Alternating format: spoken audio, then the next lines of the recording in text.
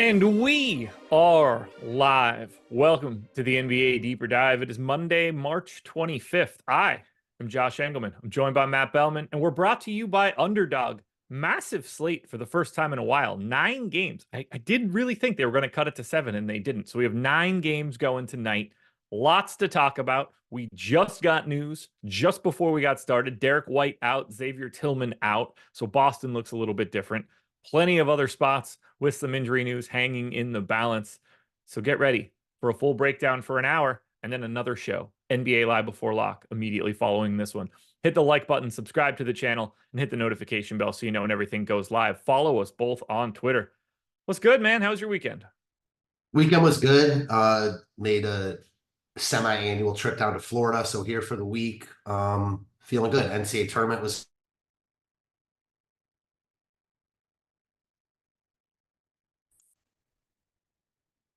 NCAA tournament was. I thought it was good. I mean, I thought it was decent, good. I didn't watch anything Saturday or Sunday. The only thing that I've done with the tournament, other than watch the end of that Kentucky game Thursday or Friday, whenever that was simply build my wife's bracket. I know nothing that's going on other than I know that Arizona is still in the tournament, and that's the only thing that matters for me right now. That or Duke winning it all. Those are the only two things that I care about. I either want my wife to win her work bracket pool, or I want Duke to win it. Otherwise, I'm good. I love college basketball probably more than most people. I definitely didn't follow it as much this year as I normally have, but I still feel like the tournament's just such a fun.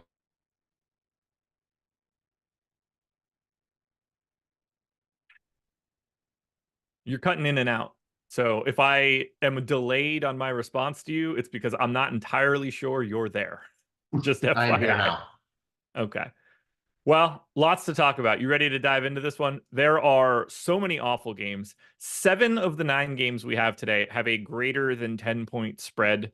Possible Boston sneaks under that line now that Derek White is out, but it'll be pretty close. And it's not as if Brooklyn and Dallas are close lines. So we have a hell of a day ahead of us right now.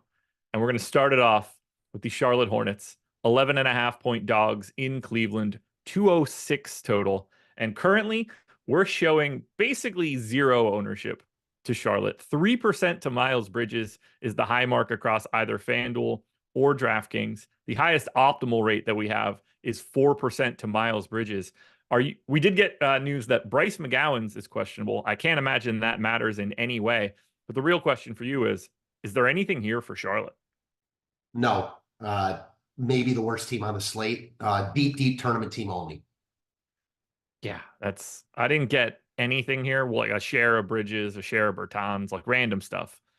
But number 4 defense in Cleveland. We have Evan Mobley back. So it's like the real number 4 defense. They don't play fast. This is just a really, really bad matchup. My assumption, let me click refresh just to check. They are wow, that's even crazier. They're the 3rd lowest owned team. So 2 other teams are worse than this. And we'll get to that in a bit. But let's bounce on over to Cleveland. Still no Mitchell, still no Strus, still no Wade, but we did get Mobley back. No ownership here coming into Cleveland either. 8% to Karis LeVert, 7% to Jared Allen. Allen a little bit more owned on the FanDuel side where he's power forward eligible as well as center.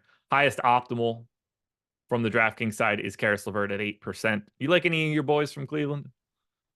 They look better than Charlotte. That's about it. The thing with Cleveland, they are in a really good matchup, but they got guys back. Their prices are up. So definitely not a priority on this slate. Can certainly mix them in more than Charlotte, though. Yeah, like I have a little bit of LeVert. I got to a little bit of Jared Allen, who I'd still find to be like mildly difficult to get to on DraftKings just because that price tag is sort of the upper bound of Jared Allen, especially now with Mobley back. But at the same time, big smashing Charlotte has been going on for years across multiple different center options. It doesn't seem to matter. Different coaches, different team. Charlotte centers just get abused by other team centers. I just don't see how you squeeze a lot out of this one. Lowest total on the slate by 5 full points, multiple games in the 220s and 230s. The less we probably say about Charlotte and Cleveland, the better, at least based on our current sims. I got very little of this game. Yeah, the bigs against Charlotte, like you said, has always been a thing, but how actionable is it on this slate? Not so much. If Mobley were out, maybe, but he's not. So Well, let's get to this one now because we have a lot more to talk about here. Boston Celtics, around 10-point favorites in Atlanta, 224 total. We had already known, the information was already out that we didn't have Drew Holiday for today. Xavier Tillman and Derek White got ruled out just before we started this show. I assume now Peyton Pritchard is going to start at the point alongside Jaylen Brown, Jason Tatum. Do you think they go Horford, Porzingis, or do you think they go Hauser, Porzingis? does it really matter what they do? I mean, Probably not. no. Probably not. I don't have How do any you feel strong. about Brown, Tatum, and Porzingis? Since like they obviously look a little bit better than they did before, but it's not like they're getting new minutes or anything like that. Did you like them prior to the news? Do you like them after the news? Such a good spot against Atlanta. I wrote up Tatum today in my contrarian article. He looks really good, not getting a ton of ownership. That might have changed now with no Wemby. There aren't a ton of spend up options. So I think good. Kind of want to wait and see how the dust settles with his ownership to know how much I really like him. But on paper, he looks great. I think Brown looks good. Porzingis also looks good. I think they're both secondary options outside of Tatum, but such a good matchup. I think Boston looks really, really good as a whole here. Yeah, I'm still changing up some rates, changing up some, making some adjustments for minutes and things now that we got that news. Because they've got a lot of minutes to go around, and this combination hasn't been a combination that's been out lately. We haven't had Drew Holiday for the past 4 games. Derek White played all 4 of those games, and then we've had scattered Tatum out, Brown out, Porzingis out type stuff, Horford out for back to backs. So we haven't really had this setup. But even if we just want to use the 23rd, so 2 days ago for Boston, Tatum played 37, White played 38. Horford, Pritchard, Hauser, Cornette all got to 30, but that's without Kristaps Porzingis. So you don't feel as comfortable about going to such a big number on Cornette. But do you think that we have the ability to get to anybody from Boston that isn't in their starting lineup? And when I say that, I mean like include whichever one of Hauser or Horford isn't like there's basically 6 guys you can get to for Boston. Do you like any of the bench pieces? No, but with the caveat that, like, yeah, it's a good spot. So if there was ever a day to just throw in a little bit of, name your back end Celtic, I wouldn't hate it in this spot. But certainly no one person I'm looking at and I'm like, I want that guy. How about you? No, I don't. I just threw in all my minutes right now just to get an idea of where I stand. And it doesn't seem like we're unlocking anybody amazing. I think Tatum is probably still the guy that I would want to get to the most. Small forward, power forward. He's 10K, but this matchup should be pretty decent. Atlanta's defense is dreadful. No Jalen Johnson, no Trae Young. They've actually been playing pretty slow lately in comparison to where they were earlier in the season, which I think was very Trae Young heavy. Obviously, Brown and Porzingis get a little bit of an incremental bump. What can we do with a $5,600 Peyton Pritchard here? Like, how much higher can his price really go? He's played 35, 38, 32, 38, and 34 minutes over the last 5 with all these guys out. I assume we're getting like 33 again here. Looks solid, I guess, but probably not. Like, even with all this news, I don't think we're creating like an overwhelming amount of value. I don't think we're creating the prices are already up, namely Pritchard, who's been playing a bunch, 5,600. I don't hate it, but I certainly don't love it either. Kind of a, unplayable now, with our tools having White in. With White out becomes a guy, but I think just a guy. Here's the easiest way to describe what we had for Boston prior to this. 6% optimal rate to Jason Tatum. The next highest was 2. You want to say that Tatum gets a little bit of a bump. He's probably like 8% optimal now, just based on the little incremental bit he gets from White. These guys just didn't have a lot of room to like really take big bumps. So I'm just I don't expect to see anything really new for Boston now that we have this new information. Now that White is out, now that Tillman is out, I think it's just business as usual for Boston. One of the big 3, if you want it, maybe a little bit of Peyton Pritchard in the large field stuff. No real priorities from Boston. Yeah, I certainly think it makes all their main guys look slightly better. In the context of the slate, I don't think it makes them like the best plays, but they were already fine plays in Atlanta. So now they just look slightly better. Prior to that news, 7% aggregate ownership to Boston on DraftKings was the second lowest amount of ownership for the That's slate. crazy. Yeah, that's what The happened. I pricing guess thing. it's a combination of slate size and the fact that these so many dudes have been out recently that everybody's price is just a little bit higher than it should be. Atlanta's the same situation. 5% ownership coming into Murray. That's the highest on DraftKings. It's 7 to DeAndre Hunter on FanDuel. That's the highest. DeJounte Murray was 5% optimal. Now, Atlanta looks the same way that like all of those guys look a very tiny amount better for Boston. So does Atlanta to a degree by taking off Derek White. Like the game is just somehow a little bit more competitive. Don't think it matters at all. I have one share of DeJounte Murray and that's it. Yeah, I think Murray, prices are now up. It's such a tough spot for Atlanta. It would be surprising to see Boston not get any love here in Atlanta pull ownership just because of the spots they're in. So it's not surprising that just neither side is not picking up much steam. We were seeing massive ownership coming into Bruno Fernando earlier today. He's 4,400, going to split the center minutes with Clint Capella. I still think he looks really good. He didn't show up much in my first run, but I like now I just kind of think that he's a little sneaky for today if he's not going to get any ownership. Any foul trouble for Clint Capella, Bruno Fernando's playing more minutes. He could just get 24 right out of the gate and split him with Capella, and that wouldn't be crazy. I kind of like him at basically no ownership right now. Yeah, I get that. It's hard with the opportunity cost at center, and he's not like dirt cheap. But there's a lot of meat. There's still meat on the bone at 4,400, and he's going to play in any type of game script. So I'm with that call. We just got a super chat from Chemistry. He said, took second last night in the $1. Josh, I know you're going to tell us anyway, but who are your top 2 pay up options for tonight? Depends on where you want to draw the line for it, but if we're going like 9K or higher, I'm going to go with the 2 guys that are most expensive because I think we have enough value to get it done. That's going to be Luka Doncic at 12,800 against the Jazz, and it's going to be Nikola Jokic if he's able to play today at 11,900 against the Grizzlies. If Jokic happens to be out, I think probably Tatum takes that mantle for me. There aren't that many options with Wemby out if Jokic is out. No, there's not a lot at the top. I mean, we have above 9K.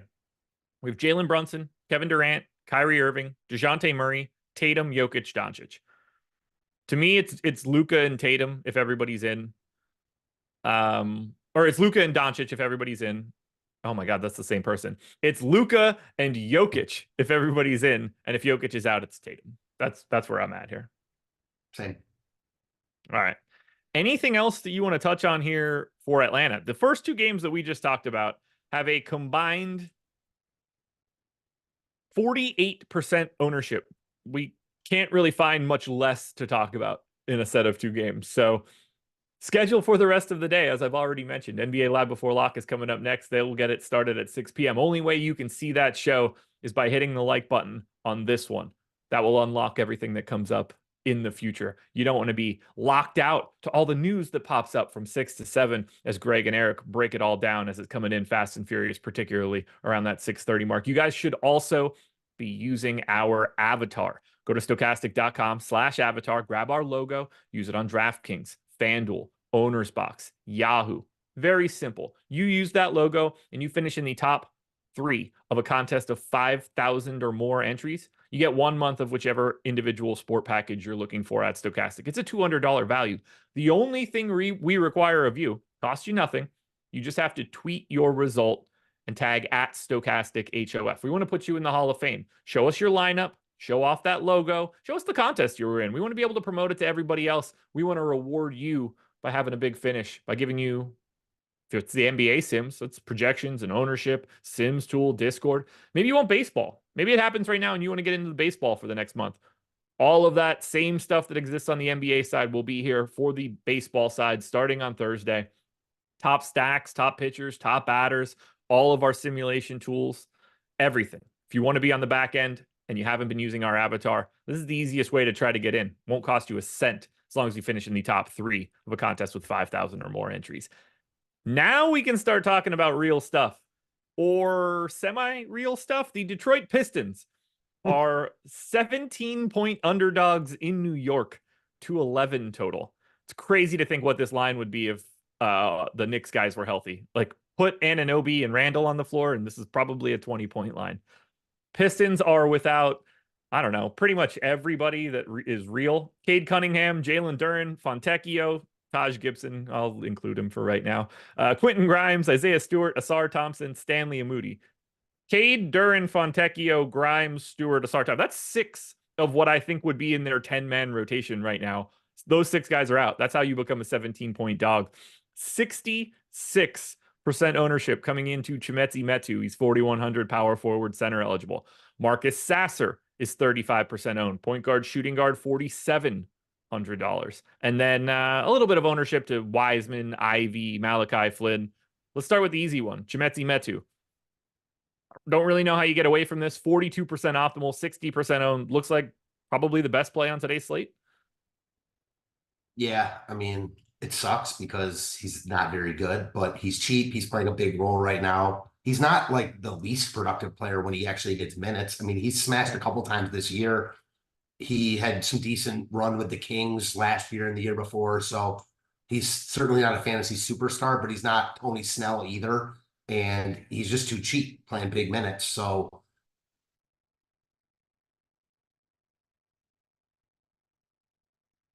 just lock him in. John P in chat. Why is Josh doing a show with Ben Roethlisberger? Love the shout out. Love the shout out. Congrats on your Super Bowl rings, man. I have never gotten that. I hope to never get that again, but thank you. Yeah, I guess you probably hate him, right? I mean, yeah, you sports hate him, right? Sports hate him. Yeah, exactly. I'm not like a crazy, like one of those nut jobs, but yeah, I mean, sports wise, I don't think he never lost in Cleveland. He played in Ohio, was from Ohio. Oh man, that Jumpy, man, that's a good, I like it. I see it now that you say it, but I didn't notice it. I've never gotten that. I've never gotten that. You know what's really funny? I got it once in life. Really? I was at a college. I was at a party at Villanova.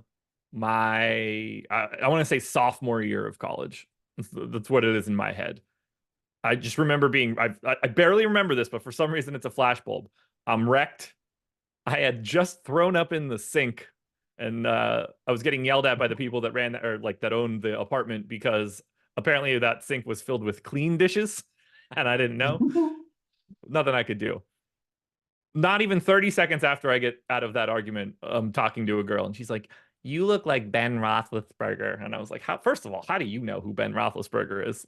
Second of all, like, thank you, I think. I don't know. I don't really know what to say to that one. The one thing I will say is that when I think we're talking about the Pistons, when I was saying my soliloquy or whatever, and I saw you were about to jump in, I was like, I know my internet is mad.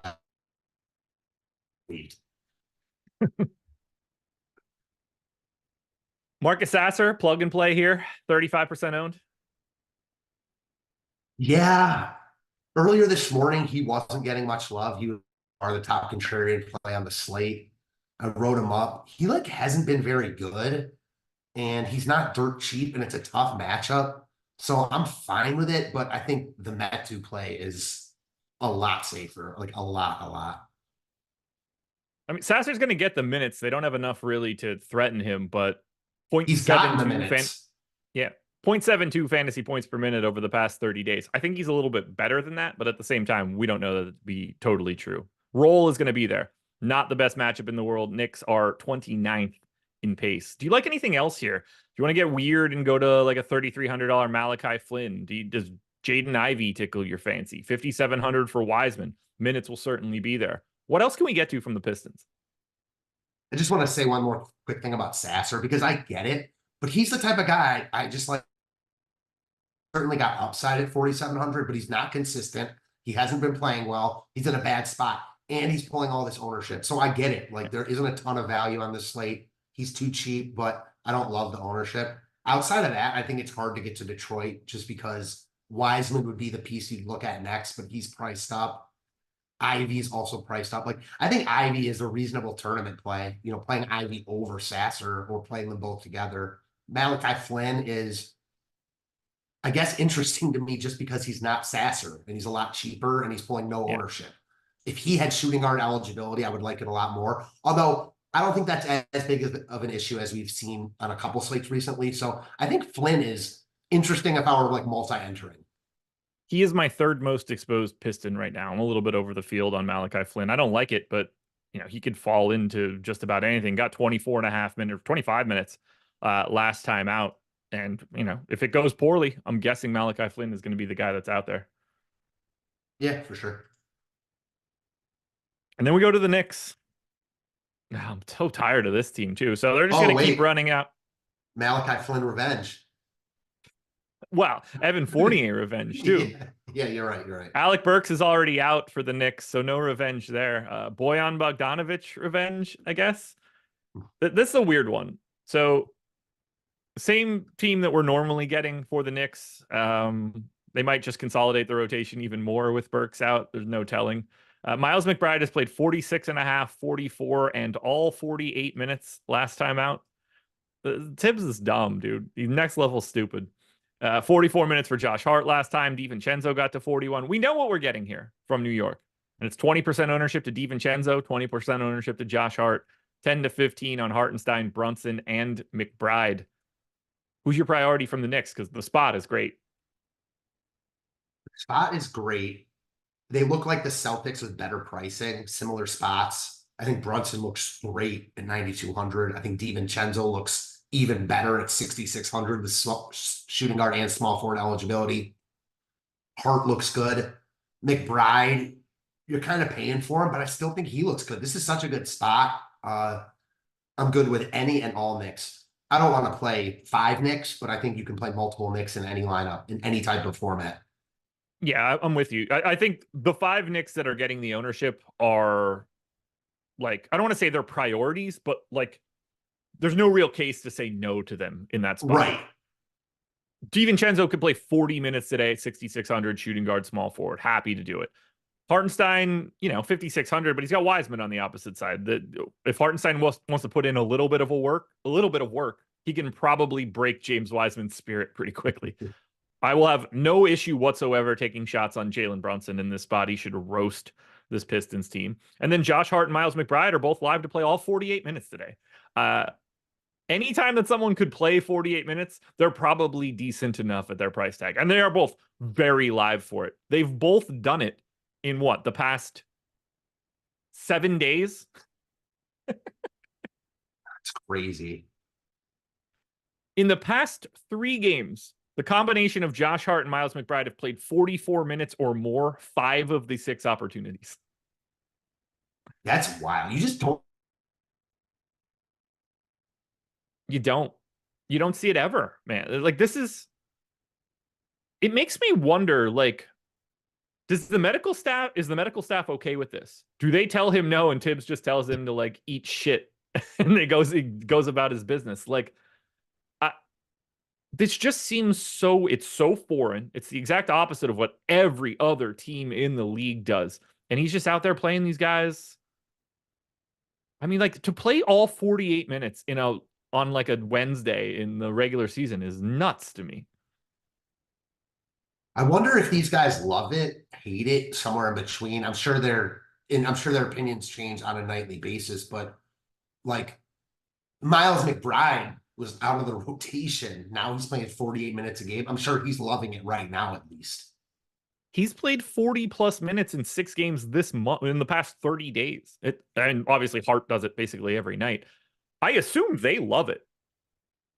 They have I'm guessing Josh Hart's like, yeah, don't take me out. I'll play the whole game. I don't give a shit. Awesome. Cool. I'm sure Miles McBride's like, yeah, you're gonna give me 48 minutes? Sure. Thank you. Boosts all their numbers. Yeah. Yeah, I can't imagine it. I'll say this about the Knicks. What do you say? I love this. Oh, Chandre in chat, dumb as hell. Knicks injuries are way down compared to other teams. Well, we haven't seen Julius Randle in 2 months. We haven't seen Mitchell Robinson in 2 months. OG Anunoby they traded for and immediately got hurt and hasn't been able to be out on the floor. Yeah, it seems to be working really well for the Knicks. It's funny. Three main rotation pieces that would normally get 90 minutes every game haven't been able to play for months. I was gonna say, like, just because of who's played for them recently, it does seem like the Knicks like don't have a ton of injuries, and they look like the best team on the slate. But part of the reason why they look like the best team on the slate is because a few of their main rotation pieces are missing, and they don't play other guys on their bench. Like when Randall and stuff are in, like those guys won't play 48 minutes, No, but the back end guys won't play still either. So right. That's just for the record, that's assuming 36 minutes apiece for OG Anunoby and Julius Randle. They're 72. You want to say 28 for Mitchell Robinson? That's 100 yeah, minutes. That's 42% of all of their playing time is not available and hasn't been available for ages. OG Anunoby's played what, like 8 games for the Knicks? it's funny because when they first made that trade and everyone was projecting what their rotation would look like when healthy, I know a lot of people had Josh Hart like as kind of a fringe rotation guy. I don't think that's ever going to happen. Doesn't seem it, no. Well, the problem for all of this is that everybody just assumed that Bojan Bogdanovic would actually play like real minutes. Right. Doesn't appear to be the case. Same for Burks too. Like when that trade went down, nobody thought, okay, Boyan's going to play 16 minutes a night. Alec Burks is going to play 8 maybe. And that's how that trade's like no one, I just assumed they were going to play these dudes. No, not at all. But yeah, everything's going great injury wise. I'm sure they're real happy. That's also if they don't get OG and Anunoby back, their season is done. Like it's a linchpin to everything. Easily. It's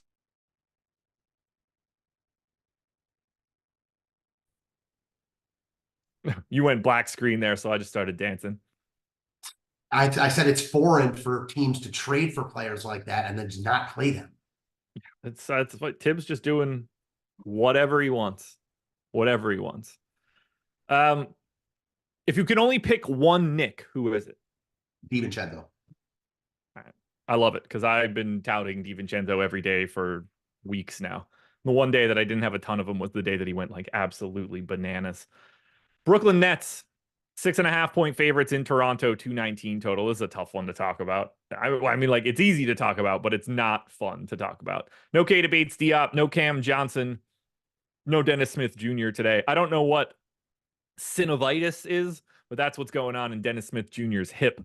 Call it 20% ownership to Cam Thomas, Dorian Finney-Smith. So I don't know why Cam Thomas, Dorian Finney-Smith, and Nick Claxton. 10% ownership to Dennis Schroeder, Lonnie Walker, Mikal Bridges, and Trendon Watford. There's just too many big numbers here.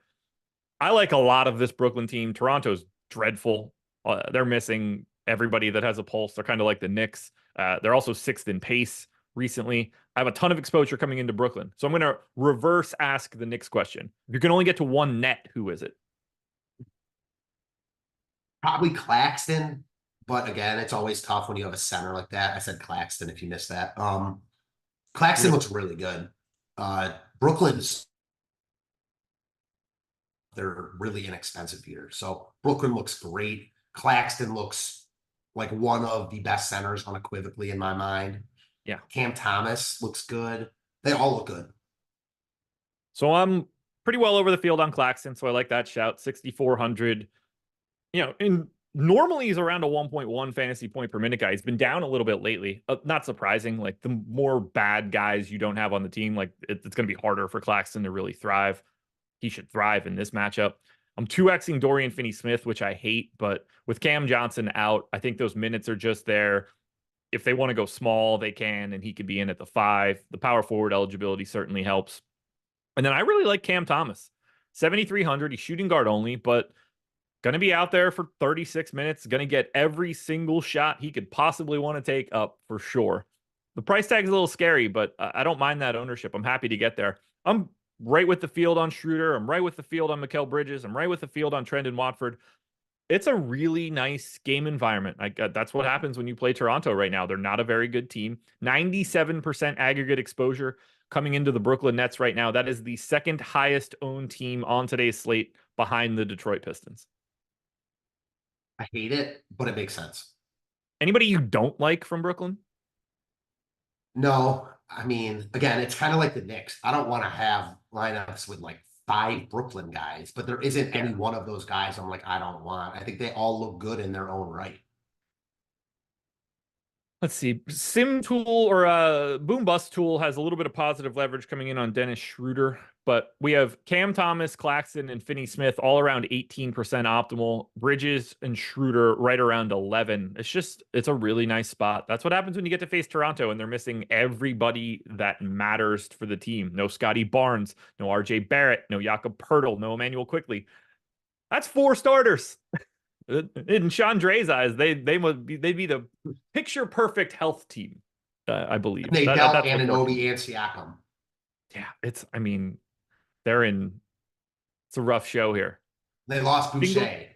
Yeah, I didn't even mention. I just skipped it. Jonte Porter not available. A guy that would play 20-something minutes today if he were available. Not here. Single-digit ownership to everybody on Toronto.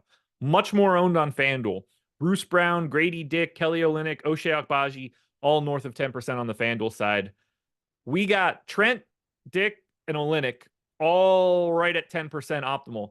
I kind of think Toronto's sneaky here as like GPP plays, whether that's Gary Trent, whether that's Freeman Liberty with Jameis Ramsey no longer on the team, whether that's Kelly Olynyk with the power forward eligibility. Do you like pieces of Toronto here? Because there's no ownership. I do in tournaments is just contrarian fill-ins. Grady Dick, 10% chance of being optimal, 3% ownership. Give me guys like that all day. Freeman Liberty, kind of the same thing. So again, I don't love these guys. I don't want to build around them, but Brooklyn's getting a ton of love. Brooklyn also sucks. So no issue getting to a little bit of Toronto. Clearly they don't look as good as the Nets or the Knicks, but I think they look considerably better than teams like Charlotte, Cleveland, Atlanta. So yeah, I'm fine with Toronto pieces as fill-ins. Yeah, I got to 16% of Freeman Liberty and Trent. Trent just gets such a massive usage bump when all these real dudes are off the floor. Good shooter, so get them shots up. Maybe they'll drop. And then Freeman Liberty, I think, is just going to fall into minutes now. Not having Jameis Ramsey around, his 10-day expired yesterday. They can't bring him back. They signed Kobe Simmons, I believe, to a 10-day, if I remember correctly. At 3,900 point guard, shooting guard, I went 24 minutes. We have him in for 28 now. So I probably like him even more than what I thought I liked him.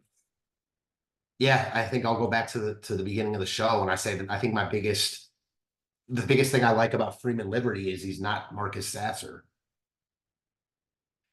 It doesn't take much. Not a big Sasser guy. We're going to find a couple other guys that are in the Javon Freeman Liberty ilk. It's funny. I actually really like Sasser in real life. He is a straight bucket. Loved him at Houston. I think he's got upside. The ownership is nuts to me. The Washington Wizards are 12.5-point dogs in Chicago. This one has a 226 total. I'm pretty well sick of this Wizards team at this point, too. They're so bad. To be 12.5-point dogs against the Bulls is a real testament to how bad you actually look for a given slate. No Koulibaly, no Tyus Jones, no Kyle Kuzma, no Shamet, no Omer Yuri, no Livers. We do know, though, that Jordan Poole is available. He is currently the highest projected owned guy for Washington on both DraftKings and FanDuel, right around 20%. We've got about 15% coming into Denny Avdia, and then very little coming into the rest of this Wizards team. So let's just start with it. Do you want to be getting to Jordan Poole today, who is going to have free reign to do whatever he wants? The question is that a good thing? I don't know. I think that's a question that is TBD. It could be a good thing, could not be a good thing. He still doesn't play a ton of minutes. It's not a good spot. He's the only actual NBA player left there probably, so I get it. I don't love it though. How about you? It terrifies me. Like, I get it. He's going to be the Cam Thomas of the Wizards today. Any shot he wants to take, he could take. And that sort of opportunity doesn't grow on trees. Like, it's not out there everywhere. The problem is he's going to be in for a hell of a night of perimeter defense, whether you're getting Ayo Dosunmu, if you're getting Alex Caruso, who is, one of the better defensive guards in the league. This is a bad spot for Poole in particular. But, if you know he's going to take 25 shots today, like, Sometimes you just have to roll the dice. I think 20% ownership is about right for Poole.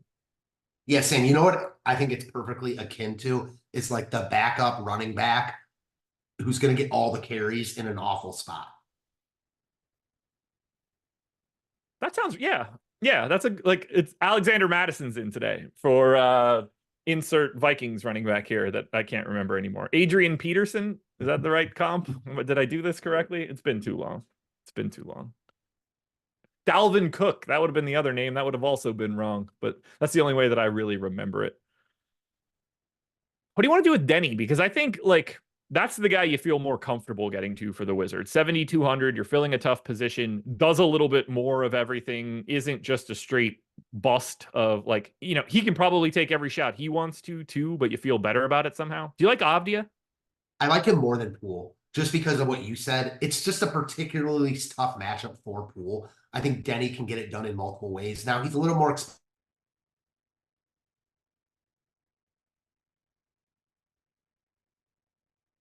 I like Denny here. I don't love him, but I like him. Yeah, I'm dead neutral on him. The price tag is really like the limiting factor. $500 more expensive than Poole. They're pretty similar as per minute guys, so that becomes tricky. It's just the position that matters here. Anything else you want to touch on here for Washington? Mm-mm. When we get to the Chicago Bulls, we didn't know if we were going to get Alex Caruso. He is questionable. Dalen Terry probable. Kobe White probable. It's a tricky spot for Chicago. They're in as good of a matchup as you could possibly want to get to. I love that piece, but it's the same thing for the Bulls every single day. Their prices don't really move around. So it's 10% ownership to Vooch, 15 to DeRozan, and single digits everywhere else. If you like DeRozan on FanDuel, you got to pay the ownership tax, 31% owned there. How do you want to get to Chicago in, you know, one of the best matchups you could find? Chicago looks good here. Vooch isn't getting a ton of love. And at first glance, I'm like, that's a little surprising. But then I look at the context of the slate. He's pricey. There's other good centers. And we haven't even talked about the elephant in the room that is the Nuggets tonight. So all of this, you know, funnels into whatever the Nuggets do could completely change the slate. I like the Bulls because they're in a really good spot, but I think they're a little more expensive than they've been. They're healthy-ish, obviously no Levine. I like the Bulls, kind of like I like Boston, I guess, and that their spend-up options are certainly in play, but you're paying premium pricing on them. So none of them are guys that like I want to ultimately probably build around. Yeah. But I don't think they're like out of play by any means. How about you? I got a little bit of Vooch and a little bit of DeRozan, kind of like the ownership, and then I really don't have much here. These got like Caruso's 6K, Desumu's 7,100. Stop and think about that for a little bit. I don't love the pricing here. I think Kobe White's the only like sneak play from Chicago. Obviously, the backcourt defense is going to be pretty bad for Washington. We saw, you know, White missed a little bit of time. He missed 3 straight games, but he played 36 last time out. This is a guy that was playing 38 or 39 minutes every night. If he gets back to 38 or 39 in this spot, no reason he can't pay off 7,500. He's certainly going to be able to take whatever shots he wants. It's like a 21, 5, and 5 guy. So I kind of like Kobe White in the large field stuff, but that is just a down ballot GPP dude. Yeah, for sure. I certainly did not have it. Io DeSumo being more expensive than Mikal Bridges on my bingo card. That is a wild one, dude. I didn't even Yes. think about it like that. I would have never expected that. It's crazy. You know what else is crazy, folks? Underdogs bonus. You can get up to $100 on your first deposit as long as you click the link in the description. If you haven't signed up at Underdog yet, what are you waiting for, guys? They have everything for everybody. You like pick'em states? You like pick'em contests if you're in a non-legal betting state? Congrats. They have pick'em. You can use Odd Shopper to get even more plays on Underdog. You like daily fantasy contests? They have large field GPPs every day. I think they have an 80K contest today. Fantasy best ball. You guys, if you haven't heard of best ball yet, well, there's best ball. Go check out best ball. NFL, it's massive. NBA, massive. We're going to have playoff contests coming up shortly. NBA playoffs coming up soon. NBA playoffs, best ball contests will be here momentarily. It's a great site to be at because they're a one-stop shop for everything you could possibly want, and you can sign up for Underdog using the link in the description of this video. Ugh. Here we go. Portland Trailblazers are a team on this slate. 13.5-point dogs in Houston. 223 total for Portland. Trying to find them in the injury report because it is relevant. For some reason, not easy to find. Higher up than I thought. DeAndre Ayton, questionable. Justin Minaya, questionable. Matisse Thybulle, questionable. We already got the news that Anthony Simons is out. We also have a doubtful tag on Jeremy Grant. 28% ownership coming into Scoot. 17 to Chris Murray. And around 10 for DeAndre Ayton. How do you feel now about Portland with no Simons? Scoot looks really, really good. One of the best plays on the slate. Again, it's not a great spot, but no Simons. You might have no Ayton. Scoot looks really good. He's coming into his own a little bit. I like these guys that, maybe he hasn't had the best rookie season, but he's really starting to play well now. Doesn't mean he's going to play well tonight, but I think that maybe some of his early season struggles are behind him. So I like him a lot tonight, presumably going to play a bunch, and he's going to have the ball in his hands a ton. So I would say at 6,100. I'm dead neutral on Scoot. Certainly a lot of upside in this one, especially if the game stays competitive because he's going to be running the show.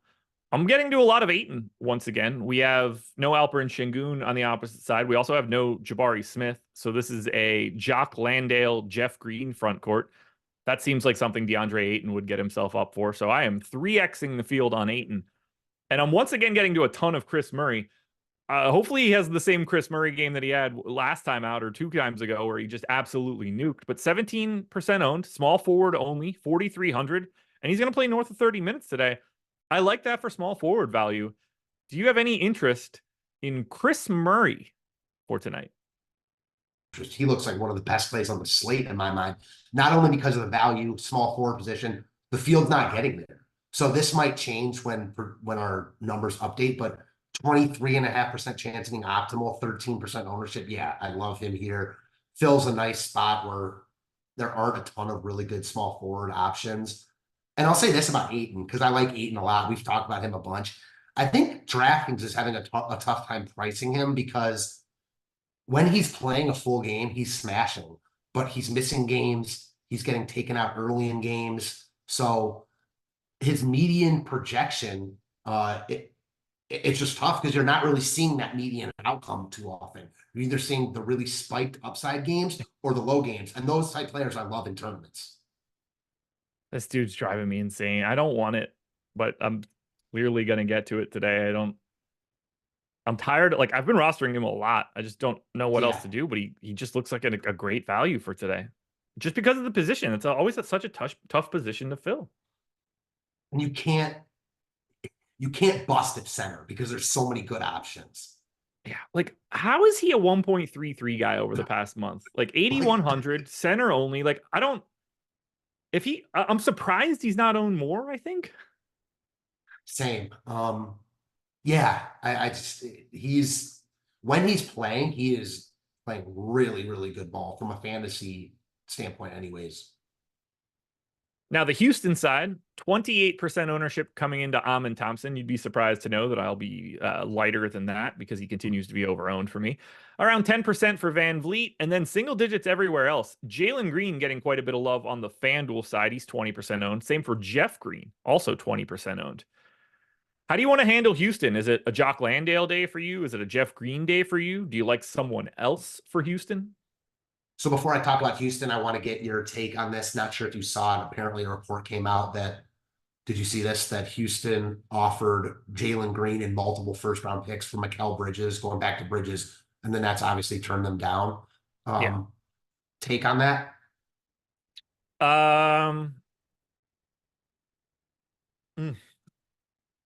It's interesting. Like, who is Bridges? Who is Bridges? So he's so hard to talk about because he's like the perfect third dude on a really good team. Like he was. And can scale up if, like, if somebody's hurt, get him the ball a little bit more, has it in the bag to do it. Fits with anything, obviously wing something, never misses time, always healthy. I believe he has the longest running consecutive game streak. I could be wrong. I get it. I would, depending on the protections on, like, people are always going to be like, oh, this is so stupid. There's so many picks. Everything depends on the pick protections. If those are all lottery protected picks, that's not the same as 4 unprotected. So knowing the protections matters. I get the play from Houston. I get it. Seems early. Like, I wanted OKC to do that, where I think that fits a lot more. I think Houston would be too early to the game. You would kind of want to add, like, I think that's cutting bait too quickly on Jalen Green. I agree. I also agree that Bridges is the perfect third option like he was in Phoenix. I also think Brooklyn, again, we don't know the details of the trade, but just on the surface, probably should have taken a deal like that. Yeah. Just because they're much farther away than I'm sure they thought they would be. So taking.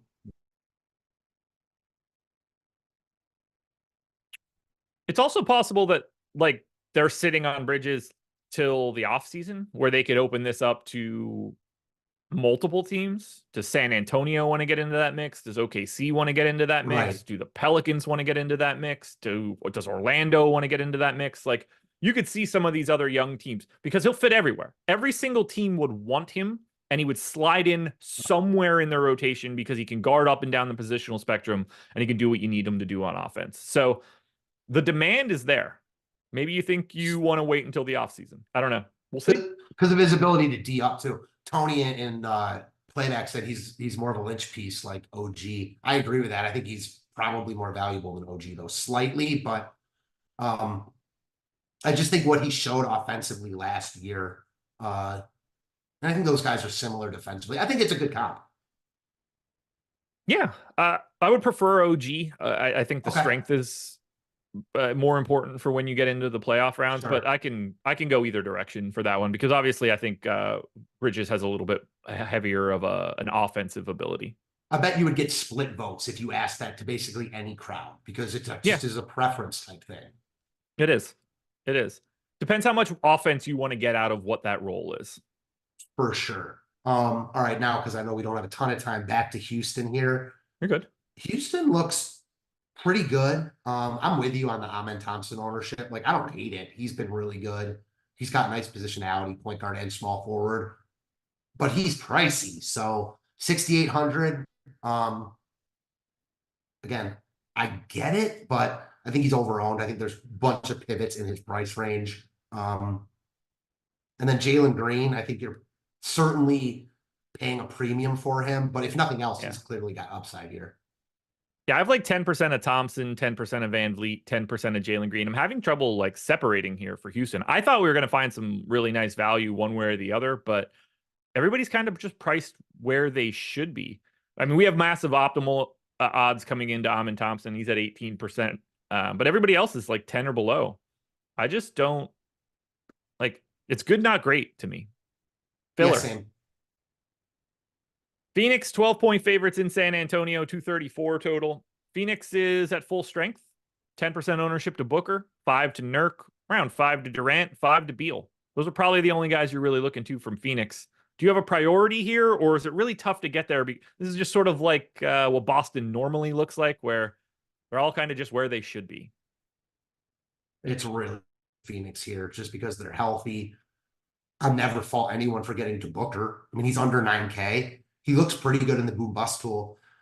It's just so hard to prioritize him when they're all healthy and he's not in a super discount and it's a big slate. So Booker would be the number one guy for me. I think he stands out in our tools in a big way, but there's a ton of opportunity cost there. And yeah, he is cheaper than he's been, but he's not cheap. I have so little of this spot. 7% Booker, 5% Beal. I did take Kevin Durant's over on Prize Picks, but that is no longer relevant because it is tied to Derek White. That means back-to-back Mondays where I lost one of my plays. Not fun. Not fun. But I don't know. Phoenix is just hard to talk about, even in a good matchup with no Wemby on the opposite side. Still doesn't look very good for Phoenix. No, I feel like the most likely outcome here is that they're all good. They're all really good. None of them are great from a fantasy perspective.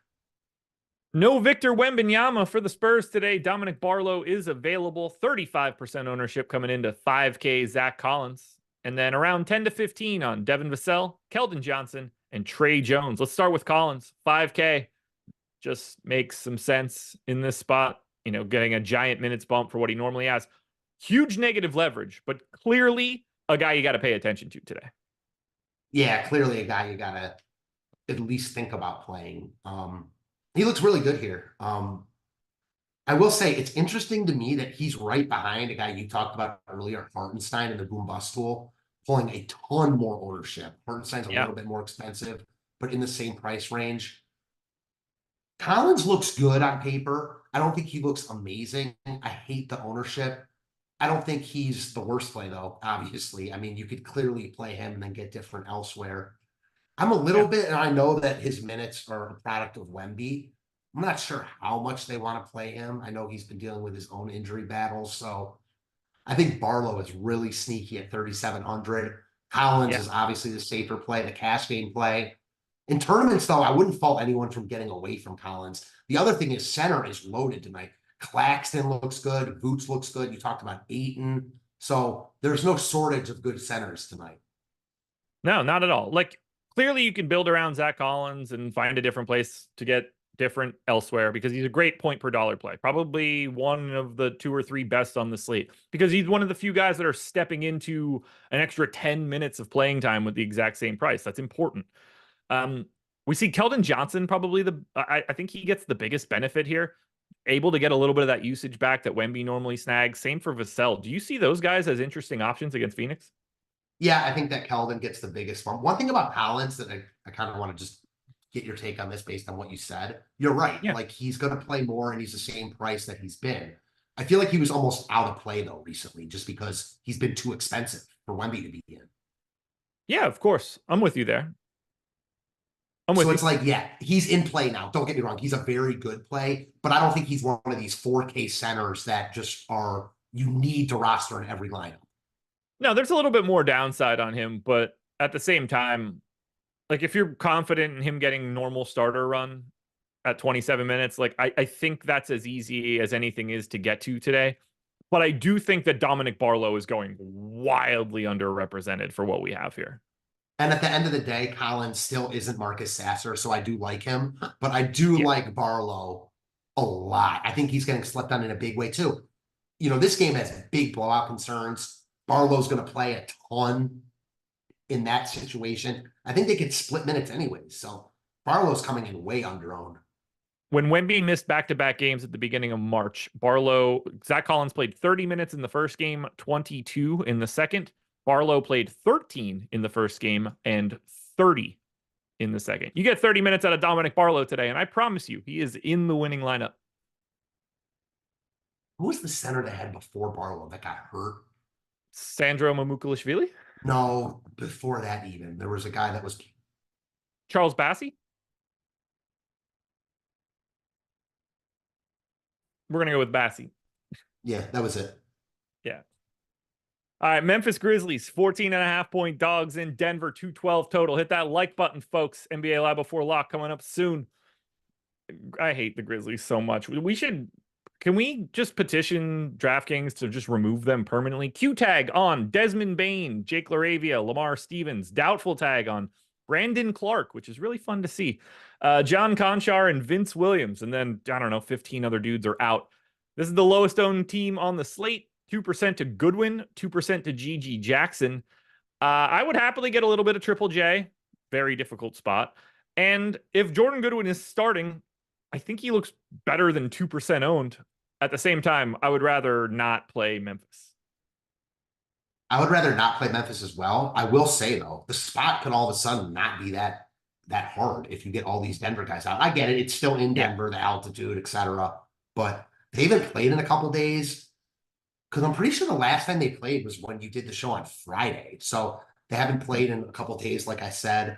All of a sudden, this matchup could look really good if you get Jokic, etc. out. The other thing it does is it gives you roster spots to wait on that news. So hard to speak in certainty about Memphis because we don't know about Bane. But I will say that Bane looks good if he's in. And Jaren Jackson Jr.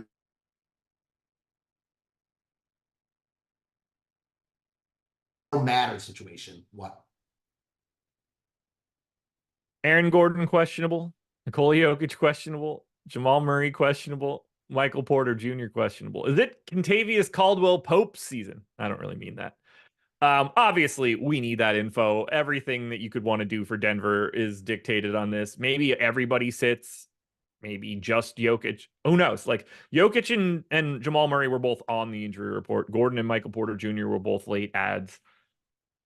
I think it's really hard to say anything. Like, if Jokic plays, play him. He's going to kick the shit out of Memphis. If he doesn't play, though, we've got $4,500 DeAndre Jordan hanging out there, and we also don't have Zeke Naji.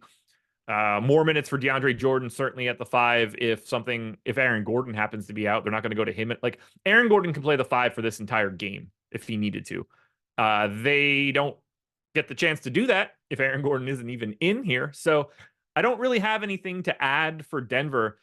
You got to be ready for late swaps, and you could end up creating massive value across the board. Peyton Watson's 3,700. Christian Brown's 4K shooting guard small forward. Reggie Jackson is oddly too expensive, but there are plenty of options to get to from Denver. There's just nothing that we can say about them right now.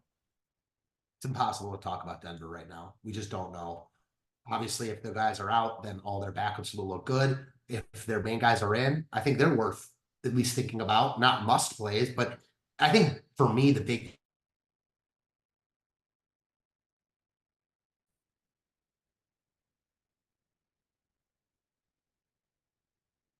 If they're all in, let's say everybody's in, which I think is very unlikely. Is it Jokic and nothing else for you? Yeah. Okay. Guys, then we're closing it out. Dallas Mavericks, 7-point favorites in Utah, 238 total. Late night hammer with the biggest total on the slate. This is the number 21 defense in the league and the number 29 defense, and two teams that are in the top 10 in pace for the Mavericks. Not a lot to say here. Q-tag on Maxey. That's really all that matters. Utah has Jordan Clarkson available, Lauri Markkanen available, Omer Yurtseven available, Chris Dunn, the only guy that seems to be out. 20% ownership to Luka. 10 to Daniel Gafford, nothing to anybody else. I am more than okay getting to Luka Doncic, who should absolutely smack this Utah team around. I assume you're okay even paying up for 12-8? Yeah, easily, especially if Jokic is out, because you have value there. You don't really even have the decision point between the two. I like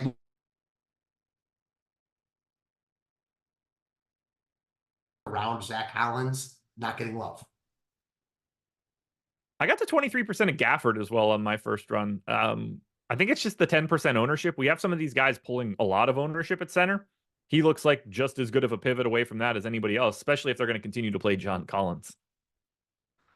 Gafford, again, he looks like Hartenstein to me. I think they're both priced around Collins, not getting love. Yeah. Well, I like it. I like it. Utah is rough. Even with this being a great game, Utah, 12% owned, one of the lowest owned teams on the slate. Having Markkanen back certainly doesn't help.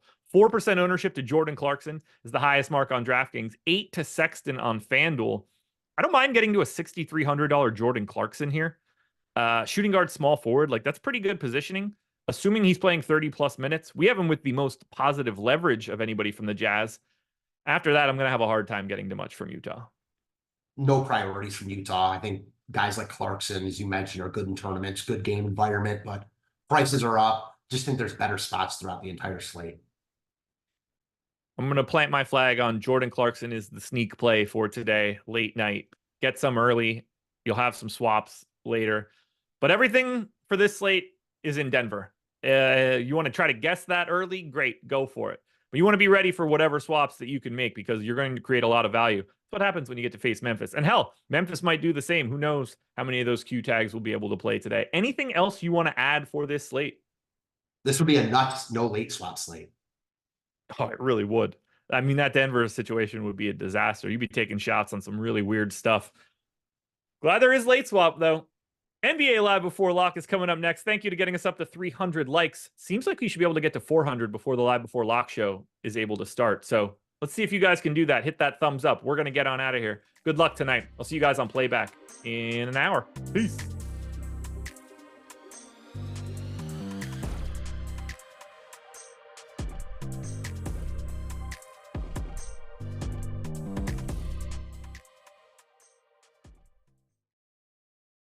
And we are back for another edition of the Stochastic Hall of Fame, and we've got a ton of them today, so buckle up, fellas, we're moving fast. And if you ever want to get involved, get a free month of any Stochastic subscription that you want up to $200 and get the shout out, inducted into the Stochastic Hall of Fame. All you got to do is download the Stochastic profile picture at stochastic.com/avatar and tweet your wins at Stochastic HOF when you finish top 3 in a field of 5,000 or more.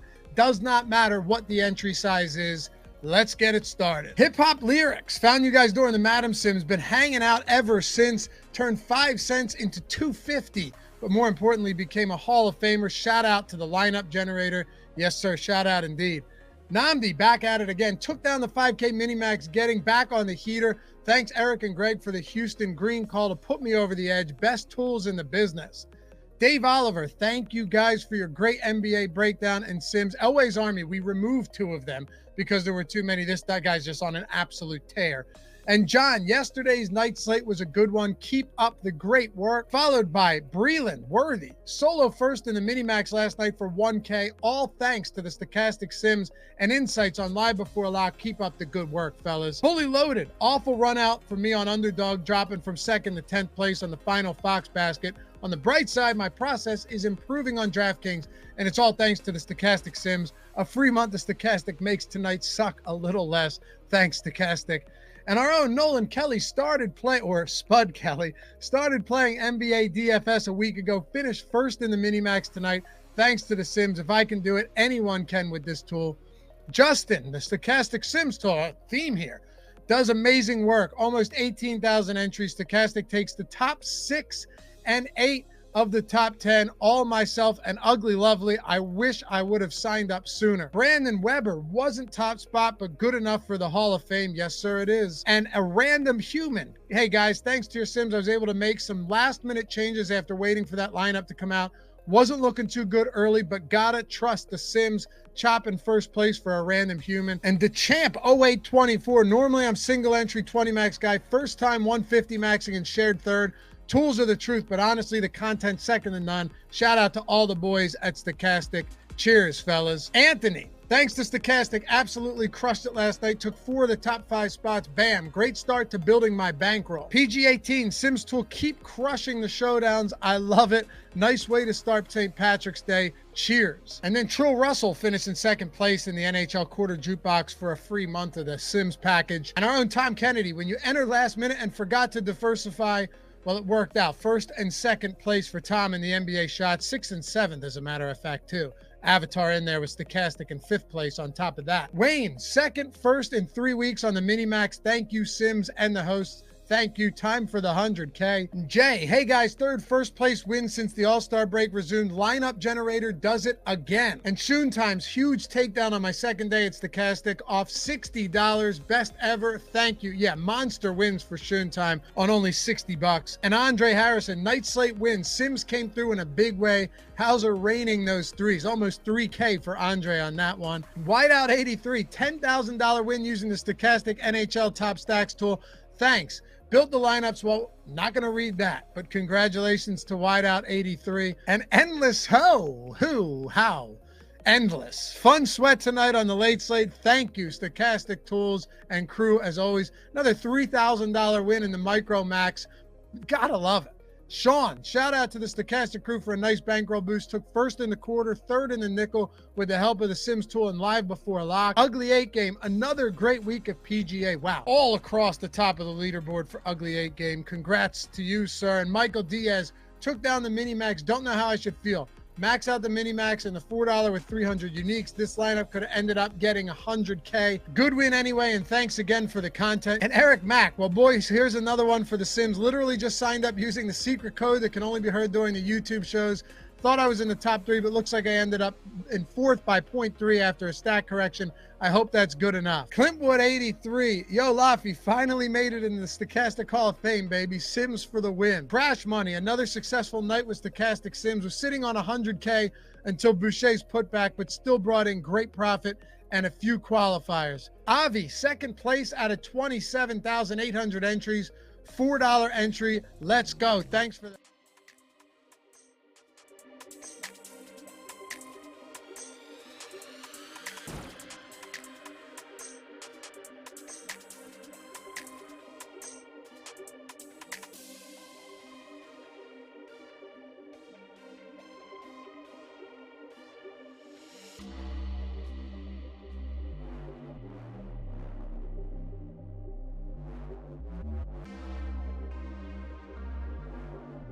Why do you have the always bladder to of a little 11-year-old? What is I going do. on? I have a hummingbird bladder, and there's nothing that can be done about it. What is happening, everybody? Welcome to NBA Live Before Lock. Hope you all had a good weekend. I'm back here with my friend Eric to break down tonight's NBA slate, and it's a big one. We've got 9 games. There's a ton of players on the injury report. We'll be, I'm sure, bringing up plenty of players that are ruled out over the course of the show, or any kind of weird sorts of lineups that ended up coming out, because it's a 9-game slate. We do have a couple of games late that are not going to be on the main slate, but even with that aside, I mean, we've got Nikola Jokic is questionable, Jamal Murray is questionable, DeAndre Ayton questionable, Bane questionable, Caruso, Porter, Aaron Gordon. So everybody from the Denver Nuggets is questionable. That's going to be super important for today's slate. Do us favors, you come in, like the video, subscribe to the YouTube channel. We're sponsored by Underdog today. Of course, we're going to be doing the playback show right after this. Eric, what's happening? How was the weekend? It was good. It was a good weekend. Got a little golf in, got a little work done. I got to hang out with my old pal Emac yesterday for a long time. So all is well here in the land. And let's see. This slate is incredible. This is like the kind of stuff that DFS dreams are made of, where there are so many ways things can play out. And if you are watching this show, you're probably ahead of the curve already, because you probably care more about things that will make you profitable at DFS long-term, projections, ownership projections, the Sims tool, things of that nature. But then how we can utilize them to make money with so many pending Q tags, and then for 9 games to exist to find low-owned pieces that we will like, that are going to be low-owned no matter what. I think it's a pretty incredible slate. So I've been working on it for a while, excited to get going. Yeah, so let's go and get into the slate. Of course, if you guys have questions for us as you go, either leave them in a super chat for us, or if you're in our Discord channel, simply tag me. And we're always answering those questions over the course of the show. I'm going to pull up these super chats from right here to see any super chats that maybe weren't answered on the last show. And there's one sitting here. It is addressed towards Josh. So as per usual, how we kick off the show here, Jordan, did Josh answer the super chat from last show? Oh my Lord. All right, batting 100. Good start to the week. Good start to the week. So first thing I want to ask you, Eric, is which piece of injury news outside of the Denver Nuggets is going to be most important to your lineups today? And then we'll talk about how we're going to try to construct our lineups to take into account everything that's going on with Denver. Look at you being all spiffy. You got to throw out the qualifier on the biggest piece of news that exists on the entire slate, bar just none. Would have to be Denver, the entire Yeah, but I'm saying that talking about anything else, it pales in comparison to it. So like everything goes back to it, and then you still have, you know, a number of ways that things for Memphis can always pan out. You just never know what's going to happen. We've got a questionable Desmond Bane. We have different things that can pan out throughout the evening. So when you get late exposure, you're going to be able to react throughout, and you're going to be able to add on different players that you weren't on before. You know, obviously the starting lineup, making sure we have Zach Collins there. We would expect him to be the guy starting for Wembanyama, but just kind of want to get everything confirmed there. I would say like number 2 for me, just with the fact that we're already talking about Denver. I mean, Desmond Bane, there's a lot of reasons that they would just not play him. And you have this entire ridiculous basketball game where Jake LaRavia also is sick and has a rumbly in his tumbly. You have Lamar Stevens, who's questionable. Brandon Clark, you know, he's getting closer to playing, but doubtful for today. I mean, this could end up being like Jaren Jackson Jr. versus the world. It could be a really fun game environment to have multiple pieces on both sides. So I'll throw Desmond Bane in as the other guy, but it obviously pales in comparison to Denver. Yeah, and I mean, the other part of this too is these two teams, like you mentioned, they're playing each other. So there's a lot of players that are questionable on both sides. And I agree with you. The Memphis news is not as important as the Denver news, but it's pretty damn important to the slate, because if you get a scenario where all the guys from Denver are out and the Memphis guys are out as well, you got yourself a hell of a game stack scenario. And I don't know how many people are going to have the flexibility to be able to get to that, considering that this is the last game to lock on the entire slate. We've only got 2 games that are locking at that 9 p.m. slot. It's Memphis, Denver, and then Dallas, Utah. So first, how confident are you that players are going to be sitting from Denver or Memphis? I am 99.2% sure that somebody is sitting from Denver. I am 60-40 that Desmond Bane plays. Okay. So then the other part of this is, how the hell do we go into lock building lineups with this circumstance looming over our heads? I mean, Do you want to preset some lineups to the side to have some Denver Nuggets in it? Yeah, you probably do. You probably want to do it no matter what. I don't think there's a lot of scenarios where I don't want to build some Jokic and Murray into lineups. They did sit the last one. Gordon and Michael Porter Jr. popping up questionable just makes it feel like, again, this is just that feeling that you get where it's like all four are going to sit. Like they're just going to punt it and rest it. And they have a bunch of kids that, Christian Brown, Peyton Watson, who can definitely play basketball. We saw Christian Brown show out. It's the classic, like, oh, you extend a kid who's playing 18, 20 minutes a game. Obviously, he did some amazing things for them during that playoff run last season. Shooting guard, small forward for him even as well at 4K. For me, I'm going to just preload a bunch of these dudes into lineups. And I do think the Joker one's interesting because 11-9, you still need to find some money to get up to Luka Doncic for 900 more. So for me, it's almost just like sim boost, like projection boost, if you want to do it from the onset, where you could maybe say, oh, people are going to do the same thing as me. But like, it's so diluted. Like a lot of these slates, we have one core piece or two core pieces that we're really building around. Like, there's been Delano Banton from Portland multiple times where it's like a 5K guy you want to build around. We've had multiple slates where, it's like, oh, Duop Reith, I want to have him there on the cheap end. Very rarely do we have like the entire starting five from a basketball team in lieu. And now I think just having a bunch of them, knowing you're going to be able to pawn off some of it to Utah and having pieces like Lauri Markkanen and Colin Sexton and Jordan Clarkson and some other guys that can take some of the heat if things just go apocalyptically bad and everybody from Denver plays. But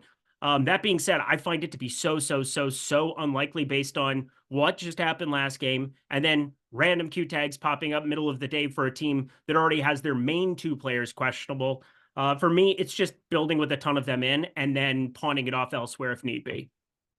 Yeah. And then one other part of this that I think we should discuss as well is which pieces of value from the early games are you not willing to go without? So whether it be Chimezie Metu or whether it be Zach Collins, just any of the players that are starting before 9 p.m. Eastern time, which once again, it's Memphis, Denver, as well as Dallas, Utah. Which players from the earlier games that are value do you think we absolutely need to have in lineups no matter what ends up coming out later? Yeah, we brought up Metu, I think, on our last Friday slate. Obviously, yesterday he was on the 2-gamer. I ended up playing it purely because I thought Metu would be under 50% on. I think he got it to like 40 or 43% in the main $15 that existed from yesterday. But Chimezie Metu, 4,100. Assuming that he gets the start, I find it very hard to believe that I won't have some lineups with him at 4,100. He's just always been a good fantasy producer. He's not very good, but going back to Sacramento, right around a 0.9 fantasy point per minute guy. He's 0.88 on the season this year under multiple varying circumstances. So Chimezie Metu, I think, is kind of the main guy that it's hard to say I don't find myself getting to. And then Zach Collins at 5K. We've seen this now multiple times. Not a ton because Wembanyama's ran pretty darn good as far as injuries, but we've seen 30, 22 minutes. No matter what, I think 24 to 26 minutes is kind of like what you're looking at for Zach Collins under almost all circumstances, blowout or not. And he's a 1.05 fantasy point per minute producer. He is flat 5K. So it is very hard for me to look at those two and not have tons of them. I will say, I don't think there's anything else before that game that is an absolute requirement for my lineups. Now, I would find it hard to believe we're not going to have a couple of pieces optimal from that earlier window, even if things break out that way. But like, I truly think Metu and Collins are the only two that I absolutely need to make way for today. Yeah, there's a bunch of other guys that I'm seeing show up in lineups right now when I'm building it as is, just running stuff through the contest generator and the Sims. One thing that I think is a pretty easy way to go about starting our slate is I'm going to take the Cleveland-Charlotte game out of my player pool. And yep, same. I don't think it's likely that we're going to get the news for the 9 p.m. games before those 7:30 p.m. games lock, but it's possible. It's possible. It's within the realm of outcome. So I'm going to remove the 7 p.m. game to give us a little bit more time to get that news. So that's one way that I'm going to prepare my lineups as well. But also when I'm building my lineups through the Sims, here's something I really think makes sense. Give a big positive ROI boost to Luka. This is really convenient for a couple of reasons. First, he's in the same time slot, right? 2 games at 9 p.m. One of them's the Dallas game. One of them's the Denver game. If you got lineups with Luka and everything else the same as this, you're not going to be upset that you have Luka in lineups. But the other part of this too is that if we do get a bunch of players that are ruled out and a lot of value opens up, it doesn't do you a whole lot of good if you don't have somebody to spend up for. And that's why I think you want to already have Luka preloaded into lineups as well. Did you just see the news that came in on Jontay Porter? Oh, man. What are people doing? Jontay Porter is subject of NBA investigation into irregularities on prop betting involving him. Does this involve the Toronto shorting Raptors himself from being sick? Does this involve the Toronto Raptors starting him and playing him for 3 minutes and fucking all our DFS lineups? He didn't start. He only played 2 minutes as a sub behind Kelly Olynyk, I'm talking but he was about 4K. earlier in the year when he was. Oh, yeah, he did do that. You're right. And it's now happened twice where he's been 3 minutes after a start, and then the 2 minutes that he had the other day where he was massive chalk, 30%-ish chalk as a backup 4K center. Yeah, that doesn't shock me. So, yeah, I wouldn't be surprised, though, if this was a thing where Jontay Porter probably could have been a situation where maybe he had told people he wasn't feeling well and goes out, only ends up playing the 3 minutes, like, hey, I can't really finish, and kind of like what we saw happen supposedly in the UFC case with James Krause and Derek Minner. Minner went into the fight with an existing knee injury, and it was known by some people, but not known by a lot of people. So it could be something like that. But yeah, it could be interesting. I'm interested to read any stories that come out on Jontay Porter after this. These Porters, man. What in the world? Watched Ohtani talk before this too, but we won't get into that. Baseball's coming up Thursday. Excited for that. Got a handful of super chats here as well. Shout out to Chris Williams. Chris Williams gifted out 5 YouTube memberships. I'd be curious here's what we got to do. We got to tweet at Jontay Porter and say, hey man, what are you betting on today? Is Michael Porter Jr. playing? He's probably got some good information for us. Is everybody questionable? Yeah. These boys with like Christian Brown. Christian Brown's working the underground. He's like, yeah, I'm normally just playing 12, 14 minutes a night. I can figure things out. And well, anyway, maybe he knows everybody on Denver is going to be out other than Porter, and he knows his brothers. Got to jam the over on MPJ's points or something. Who knows? He's probably got good info. Shout out to Chris Williams for gifting out the YouTube memberships. And then Phil Senzig says, Harry back play tonight. Who do we see through the forest? Harry back play. Who do we see through the forest? Okay, so who is the Harry? Isn't that you spell like Harry Potter, Harry? It's Hairy if you're spelling it Harry for a hairy individual. Who is the Harry back play of the day? G.G. Jackson. You think he's got a hairy back? No, I guess he's a little young. Jaren Jackson Jr., he feels like he would have strong back, like have if he's like a tall drink of water. He's a decently looking guy. Jaren Jackson Jr. You know who I bet's got vicious back hair? For no particular reason. Santi Aldama. So it would have to be one of those European guys. Yeah. Right? I'm going to go Nurkic. Nurkic is a great one. My mind just went to Jonas Valanciunas, and the Pelicans aren't on this slate. So that's now where my mind is going. Thank you so much for the hairy back play of the day. I needed more vision. I needed more bad images over the course of this frickin' show. Thank you. Thank you very much. Yeah. So, I mean, Nurkic just looks like he smells bad. So I'm going to say him. But also, I'm not exactly sure what is the context here. What should the hairy back play be? Who do we see through the forest? Lithuanians ain't hairy, bruh. What? How would you know such a thing?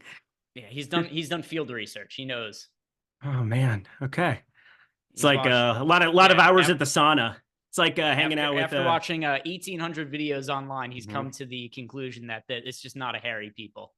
Yeah. All right. So hairy back play of the night. Who do we see through the forest? Oh, he's Lithuanian. Contrarian play that you're liking for tonight, Eric? Any what? Contrarian play you like for today for tournaments? Yeah, I mean, I think I threw both of them out there. I like getting to G.G. Jackson, Jaren Jackson Jr. in the event that you don't have Bane. But again, it's really just having multiple pieces from that Denver-Memphis game and just kind of backloading and reacting to news as the night goes on. I mean, there's some guys that I really like for tournaments, like Nikola Vucevic. I'm pretty obsessed with getting to today for tournaments. Andre Drummond is your hairy back play of the day, Jordan Klein. Why did you want to bring up Andre? Oh, there it is. That's a good call. It's a good call. You're observant. Does He's he got a have lot a of hairy hair. back? He's got like hairy shoulders, and I mean that would All right. indicate. So I see what Jordan's paying attention to when he watches games. Yeah, somebody who I just pointed out, Luka's only projected for what 16% ownership today. That's going to be my hairy back play of the day. Does Luka have a hairy back? Potentially. I don't really know Slovenians what their back hair situation is like, but I know I like Luka at his current ownership. So Phil, Luka for me. Zachary Pinnell wants to know. He says that he is smashing Jalen Green tonight. Thoughts? So is who is it? Cam Whitmore or something? Who is the player that Jordan would know the video? Wasn't that Jalen Green? Oh, Josh Christopher. All right. So Zachary Pinnell, he's smashing Jalen Green tonight. Thoughts? I would say so is Josh Christopher.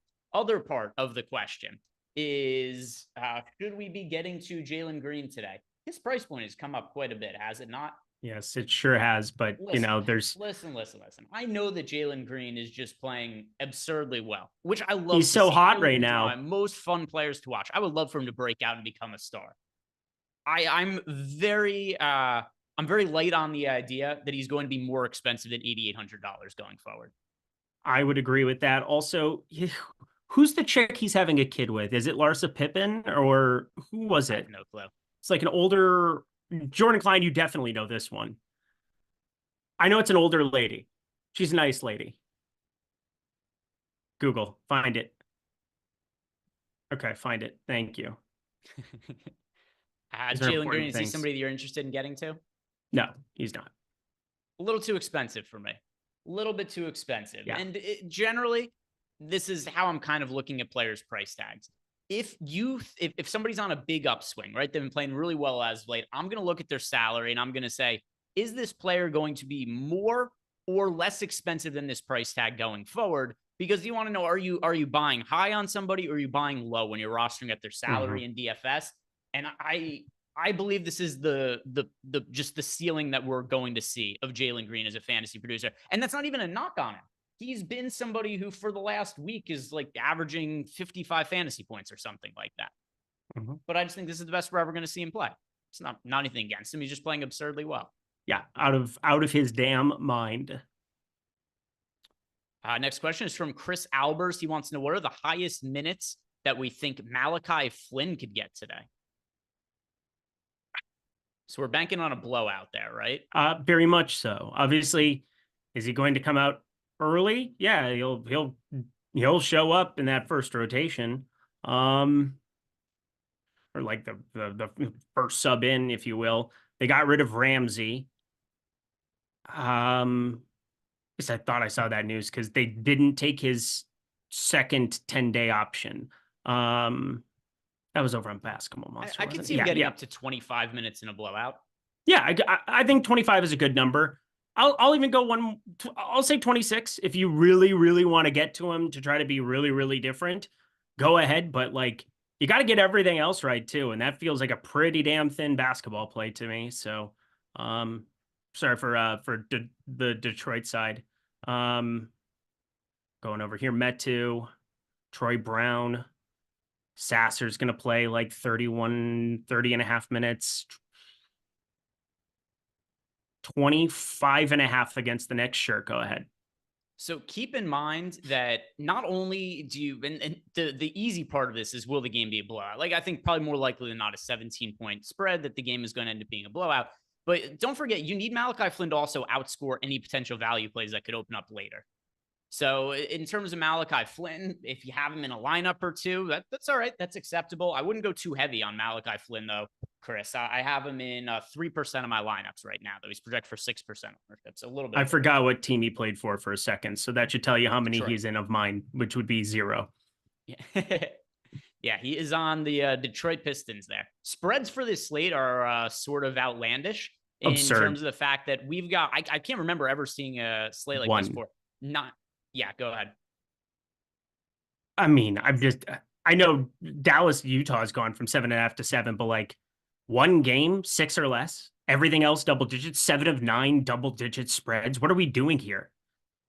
Yeah, we've got the Nets favored by 7 over the Raptors, Mavericks favored by 7.5 over the Jazz, every single other game on the slate, double-digit spreads. It's all playoff teams or teams that are in the play-in game taking on teams that are tanking. So that's also going to make for some sort of interesting scenarios. But yeah, Chris, Malachi Flynn, if you're in a bind as a last man in, you could put him in. But yeah, not somebody I'd be going out of my way to play in lineups. Kid Catastrophe says, Eric, R. Kelly trapped in the closet, play of the day on FanDuel. What? I could reread it again. He says, I Kelly, got it. Thank God. Go ahead. Eric, R. Kelly trapped in the closet, play of the day on FanDuel. What do you have for us?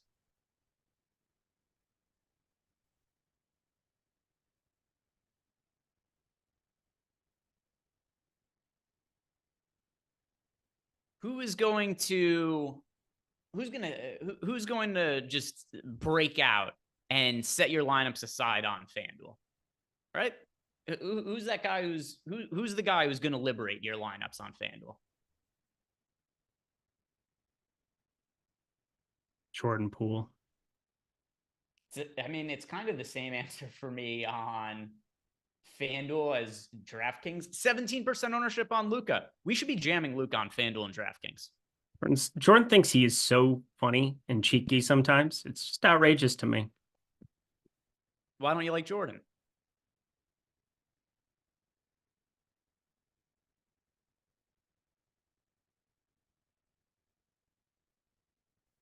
Trapped in the closet. That was that I used to know like the first 6 volumes of that or something. Why? I just know that it's like he's with a man. And it's like from the church and the pastor, and there's like a lot going on. There's always a lot going on. You know what else has a lot going on? Underdog Fantasy. Underdog Fantasy, presenting sponsor of the show today. If you guys sign up at Underdog, use the link we have below. First match deposit up to $100. And there's a lot going on at Underdog. I mean, we got best ball contest for baseball season. Go get involved in that. There's going to be best ball contest for the NBA playoffs coming up. Those are always really fun. Then, of course, they've got their pick'em games. They've got their daily fantasy draft. So go check out Underdog. Sign up using the link we have below. Get up to a $100 deposit bonus match on your first sign up there. So go check out Underdog. Sign up using the link that we have below. And Ace of Spade wants to know our favorite options for DK tiers. And let's see. I don't think anything will have changed too much when I looked at this before, but tier 1, that is Jason Tatum for me. We only got 2 guys to choose from because Wemby's out. Yeah, Tatum. Tier 2, that is going to be Jalen Brunson for me. Jalen Brunson for me. Tier 3, that is going to be Vooch for me. Going to be Vooch for me as well. I love Vooch today. Tier 4, DeRozan. DeMar DeRozan. Tier 5, I'll go with Cam Thomas in this one. Josh Hart for me. And then finally in tier 6, Denny Avdia. Denny Avdia. All right, so there we have it. Ace of Spade, as per usual. Thank you very much for the tiers question. We always appreciate it. And then Corey Randall says, okay, DK, Miles McBride is looking really good against Detroit today. I know we don't predict blowouts, but he should see plenty of minutes. Yeah, that is one thing you could say kind of safe, you would think, about Tom Thibodeau. Here's a question, though. If the Knicks win this game by 30, it's kind of a fun game to play. If the Knicks win by 30, how many minutes does Tom Thibodeau, the absolute war criminal Tom Thibodeau, give Miles McBride today? 47.5. He doesn't like to take him off the court. It's crazy. Miles McBride comes off the bench. He barely plays. He starts, and it's like Tom Thibodeau forgets he's allowed to come out of the game. So one of my favorite things to track every single day is Miles McBride, his PRA. It gets bet up every single day. It doesn't matter what books open it at. 19.5, 18.5, 19.5. Got bet up to 21.5 like instantly. The other day, like 16.5 gets bet up to 18.5, 19.5. It's like tale as old as time, song as old as rhyme. And then, frickin' Tibbs is the definite beast. So there you go. It's wild, but Miles McBride only has a 21.5 PRA prop, which for me is a little bit wild. I'm not going to go anywhere near it, I don't think, today. I mean, this is for me a slate where Detroit and New York doesn't feel like the spot I have to go crazy with. He's 5,400. He's only a 0.77 fantasy point per minute producer, but he's He's garnering a lot of ownership purely because Miles McBride is apparently going to play 40 minutes. We have him in for 40 minutes today. So like, I don't know. It was more of in jest to say 47.5, but like, it's what it feels like sometimes. We'll see if I get to him when it's all said and done, but I know he's crazy popular, like 30-ish% at some places. We've got him at what, 17% ownership. So depending on where you're looking, he is expected to be owned because of those minutes, but I'm inclined to be waiting. His minutes played the last 3 games as a starter, 48 minutes. That's a healthy amount of playing time. 44 minutes, 46.5 across the last 3 games. Trying to figure out what is the least amount of minutes he's played as a starter this year. Oh, he definitely had one where he played in like the 30s earlier this season, didn't he? Yeah, okay. I'm looking. Yes. He had a game he got in foul trouble in against the Magic that limited him to 36 minutes. I was trying to find, unfortunately, it hasn't happened. I was oh, here it is. Here's a blowout. All right, this is fun. Well, so you know it's more than 36. There was a game where Miles McBride started against the Pelicans and the Knicks lost by 20. Let's see. So they lost by DeAndre Ayton out. Points. Starters didn't close out the game. How many minutes would you guess that Miles McBride played in his last start that was a blowout? 40. 40.5. Good guess. Okay, that's a good guess. Thank you. DeAndre Ayton's out, so we should jump over to that. All right. DeAndre Ayton is going to be out once again today. And then in addition to that, we've also got Jeremy Grant. He remains out for the Portland Trailblazers. Eric, in light of DeAndre Ayton not playing today, are we going back to Duop Reith, or is there something or anything else maybe you like from Toronto? Do-up, doobie-doobie-wop. 27, 26 minutes for him. He's a good fantasy producer. He's going to be a guy that you get to at 4,900 in some capacity. I mean, him and Zach Collins are going to look very, very similar for me. And I think Zach Collins, because of the nature of that being earlier, that is probably going to make him more popular. I'm going to have both. I'm not going to not have both. But what this does is, I mean, you had Ayton with a 35.5 PRA prop pretty much everywhere. Got 2-point bump up once you got Simons out. I don't see how you don't play Scoot, how you don't have shares of Chris Murray because of positionality. I think Delano Banton now gets a little bit interesting. Tamani Kamara, not a wonderful phrase. He makes life pretty miserable, but he's a dude who's still 4,500 with multi-positional eligibility. I guess for me, Jabari Walker is kind of an interesting guy. 28 and 26 minutes off the bench the last 2. If we get something where, you know, it's only one guy out for Denver or something of that nature, I do see myself pawning up what would have been some Christian Brown or Peyton Watson, DeAndre Jordan, guys like that. I think are just going to probably get filtered into Portland. We'll see what that starting lineup ends up being, but like, I think Jabari Walker got more interesting, as weird as that is. We have 18 starts this year for Duop Reith. In those 18 starts, he's playing 27.5 minutes per game, averaging 28 fantasy points. So I think we've got a pretty decent enough sample size to get an idea of what we're getting out of him, right? Uppers 20 minutes, a fantasy point per minute. And I don't think a blowout would have like too much of an impact on his playing time. Is that fair to say? Correct. And I mean, here's the thing. Zach Collins, I just saw the thing from Desmore is they're keeping Duop to 20 minutes sucks. Yeah. But look at Collins. Collins is pulling 34% ownership right now. He's a 1.06 fantasy point per minute producer, and he's facing the Suns. Not exactly an ideal matchup. He's 5K. You go to Duop Reith. It's basically the exact same thing that we're going to project him for. 26.5 minutes based on the last 2 games where he's been starting here. So I put him in at 26.5 minutes. He's exactly a fantasy point per minute producer, and he's 4,900. So like him and Collins, I mean, you split it down the middle, and I find it hard to believe that people won't click on Collins more. So not that I'll be flip-flopping ownership or trying to figure that out. It's more of just like putting into context. They feel like the exact same play. Pretty comparable matchups too. Would I say the exact same play? Zach Collins. I'm projecting him like identically. Yeah. I would say Collins marginally better, but similar. Yeah. There's probably a little bit more of a right tail for Zach Collins where if it's competitive, 30 minutes, but like, it's not like these Portland games, you know, with Duop Reith here. It's not like we're expecting this to be competitive. They're 13-point dogs as is.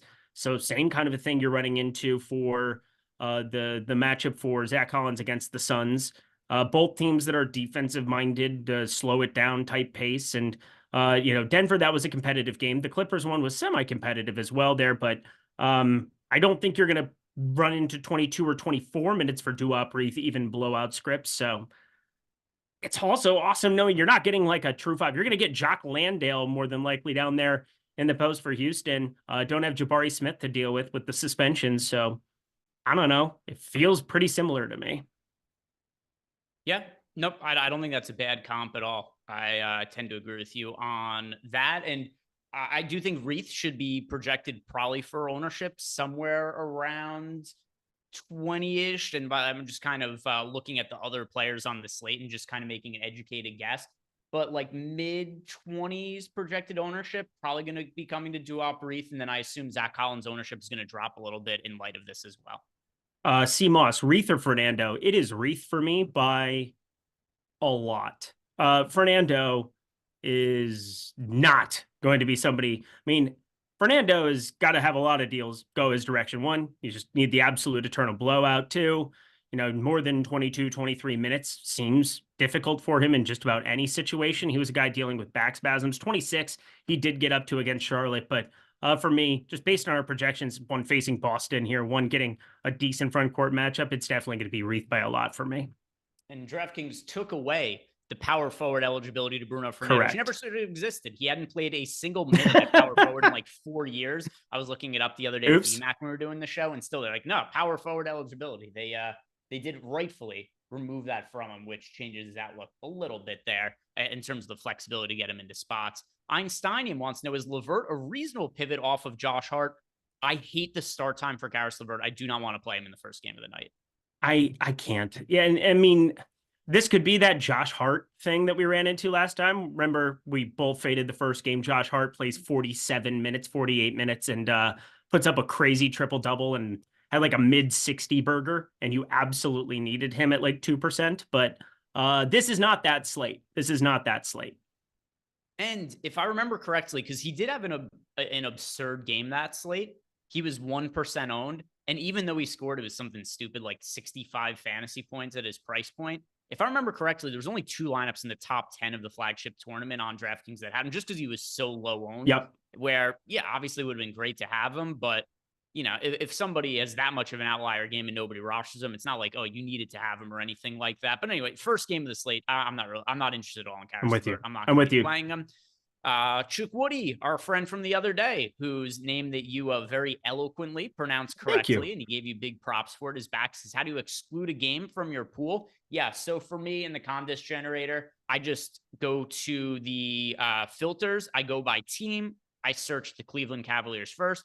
Just do the minus button all the way to the left on all the players, remove them, and do the same thing on the Charlotte side. And that'll just take them out entirely. And it's not going to ruin the integrity of the pool that much. It's a 9-game slate, and nobody in that game is projected for more than 7% ownership off the top of my head. It's like Jared Allen's at 7%, and everybody else is 2% or less. Yeah. So that's the best way to do it. That's how I do it, at least. If you had to play Mike one player from the game, it Birchman would be Jared Allen. Has left us 2 super chats, but there are no questions attached. Let me search in YouTube here. Mike. Bold strategy, Cotton. Let's see how it works out for him. Oh, okay. So he wants to know who is the EMAC hearing aid play of the day, and wants to know if we like Wiseman tonight. What? The Hello, gamers. Is there an old vet you're getting your way into your lineups today? Somebody who's been around the block? Maybe he's been in the NBA since the ABA or anything like that? Oh, back when I was a small child, I watched DeAndre Jordan play basketball, and he dunked ferociously, and now he couldn't jump over a penny. Jordan's not a bad one, by the way. Yeah, so I said DeAndre Jordan. Oh, I wasn't sure if you were just bringing him up as as like a token old guy, but yeah, I mean, I assume that if Jokic is out, Jordan starts at center again. We've seen that a couple of times, and he's actually played pretty well in that role for a fantasy standpoint this season. Yeah, and he only played 20, and I'm assuming that'll freak out some people that, don't care to go back to the fact that he played 33 minutes in the previous start before that against the Clippers. Do I think that might have been extenuating circumstances? Sure, but there's one key difference between the last game in Portland and this one. You're adding 2 more guys questionable, and Aaron Gordon and Michael Porter Jr. You're going to have minutes shared with Peyton Watson and DeAndre Jordan. You're going to have, Jay Huff, I suppose, playing some minutes as like the true backup. And that's not somebody that you want to have out there a whole hell of a lot. So I know they have Jalen Pickett, Hunter Tyson, some other guys that, can cut into a minute here, a minute there. But like, based on what we just saw, I would feel a lot better about DeAndre Jordan's minutes here if you had everybody out. So hopefully people are freaked out by it, but DeAndre Jordan might be he might be your old pal Emacs play of the day. Yeah, I mean, if we're trying to find the old veteran that has the best chance to have a big game on the slate, I think it has to be DeAndre Jordan for an old guy. Mm-hmm. Jeff Green may be over on FanDuel, but it was a DK question. The other party asked us about Wiseman for today, so we swapped to a bunch of Wiseman Friday night, the last time Eric and I were doing a show together. And yeah, Jalen Duren remains out. Here's why the scenario is different, though. Wiseman's more expensive now. He also is in such a tough matchup against the Knicks. One thing we did see in the last game, even though he crushed and played really well from a fantasy standpoint, he wasn't playing garbage time at the end of the game. So that means that if you guys think that the Knicks are going to blow out the Pistons, which is very live to happen considering the spread of the game, then you're not going to get Wiseman fourth quarter minutes. Not going to be getting to Wiseman today outside of him showing up in like a lineup or two. Not nearly the priority he was the other day. 100%. Everything correct. No notes. The next super chat that we have here, and it is from Phil Senzig. Oh, no, wait, my bad. I missed one from RADM. RADM says that R. Kelly play is obvious. Ja Morant. And then I pull out my gun. That was a reference to R. Kelly trapped in the closet as well. Phil Senzig says, who is the Think Noodle exotic play of the night? Boy, these have gotten so esoteric and bizarre as the season has gone on. I just imagine these people over their keyboards or their phones going, I'm going to make Greg read it. Eric's a tool. The Think Noodle exotic play of the night. God, you guys are crazy. Just wild.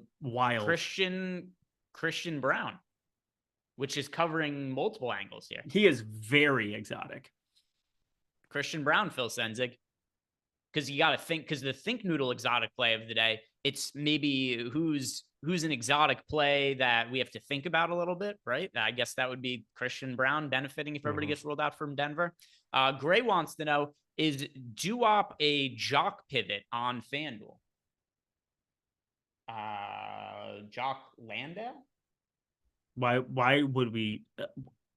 Why are we looking to pivot off of somebody who's like 2% owned though? Yeah, that's what I'm getting at. The pivot idea of it is very fascinating because Jock Landale is 5,300 and I don't want to play him. So pivot him I shall not because, well, I don't have to. Doo-Wop Reese is infinitely better on FanDuel than Jock Landale. He's cheaper too. Correct. You should be playing Doo-Wop Reese instead of Jock Landale. Doo-Wop, doobie-doobie-wop. Yeah, it feels good about. Jorge Jacomi, top 3 core players to have in lineups, and then top 3 contrarian plays. Thanks, fellas. Okay, so top 3. We'll start with top 3 core players to have in lineups. As of now, who are the 3 players, Eric, that you feel like you can't go without in lineups? Chimezie Metu. Okay. Christian Brown. Okay. And Peyton Watson.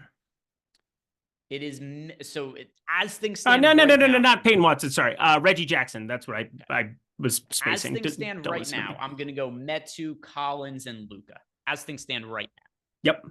Yep. And then top 3 contrarian plays. Okay. Also Luka. Yep. We got contrarian. Also Christian Brown. And then Reggie Jackson as well. I'll go back to the Memphis side of things. Let's throw some love out for GG Jackson in the event that everything just breaks to the eternal Memphis Denver Holy Grail.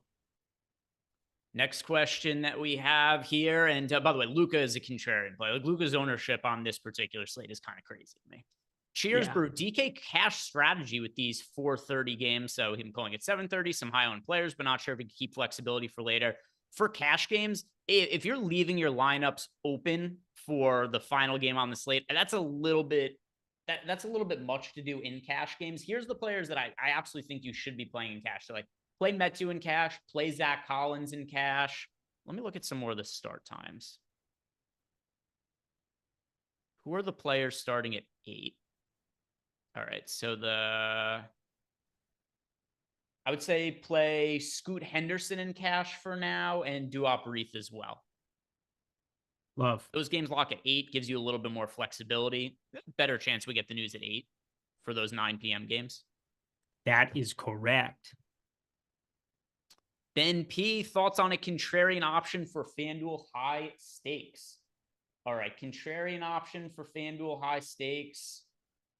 I mean, I hate to keep saying Luka, but I don't know how he isn't the answer for me. Yeah, mainly Luka becomes insanely unlocked with the potential of infinite value. And like, we already have good value. We now have Duop Reith and Zach Collins that are 5K and under centers. So those are two guys that I feel, at 26 and a half, 27 minutes, we're projecting them for perfectly fine in high stakes, either one of them or the combination of both.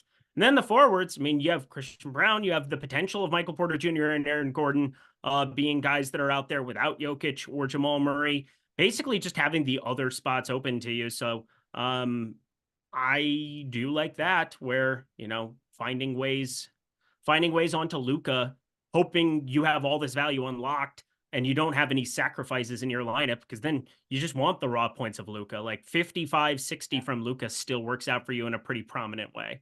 There's only 3 guys to choose from on FanDuel that are over 10K.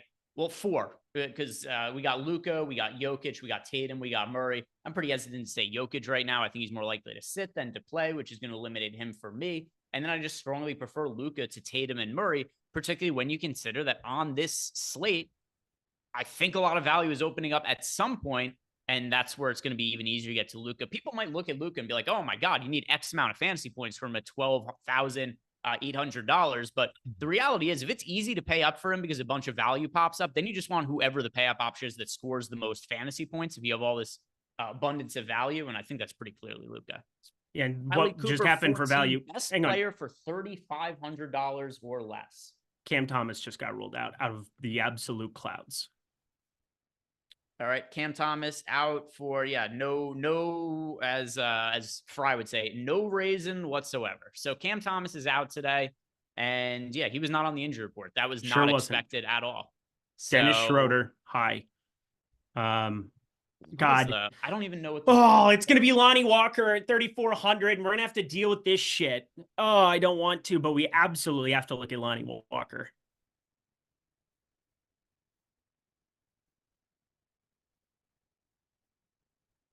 I mean, this just makes everybody look better.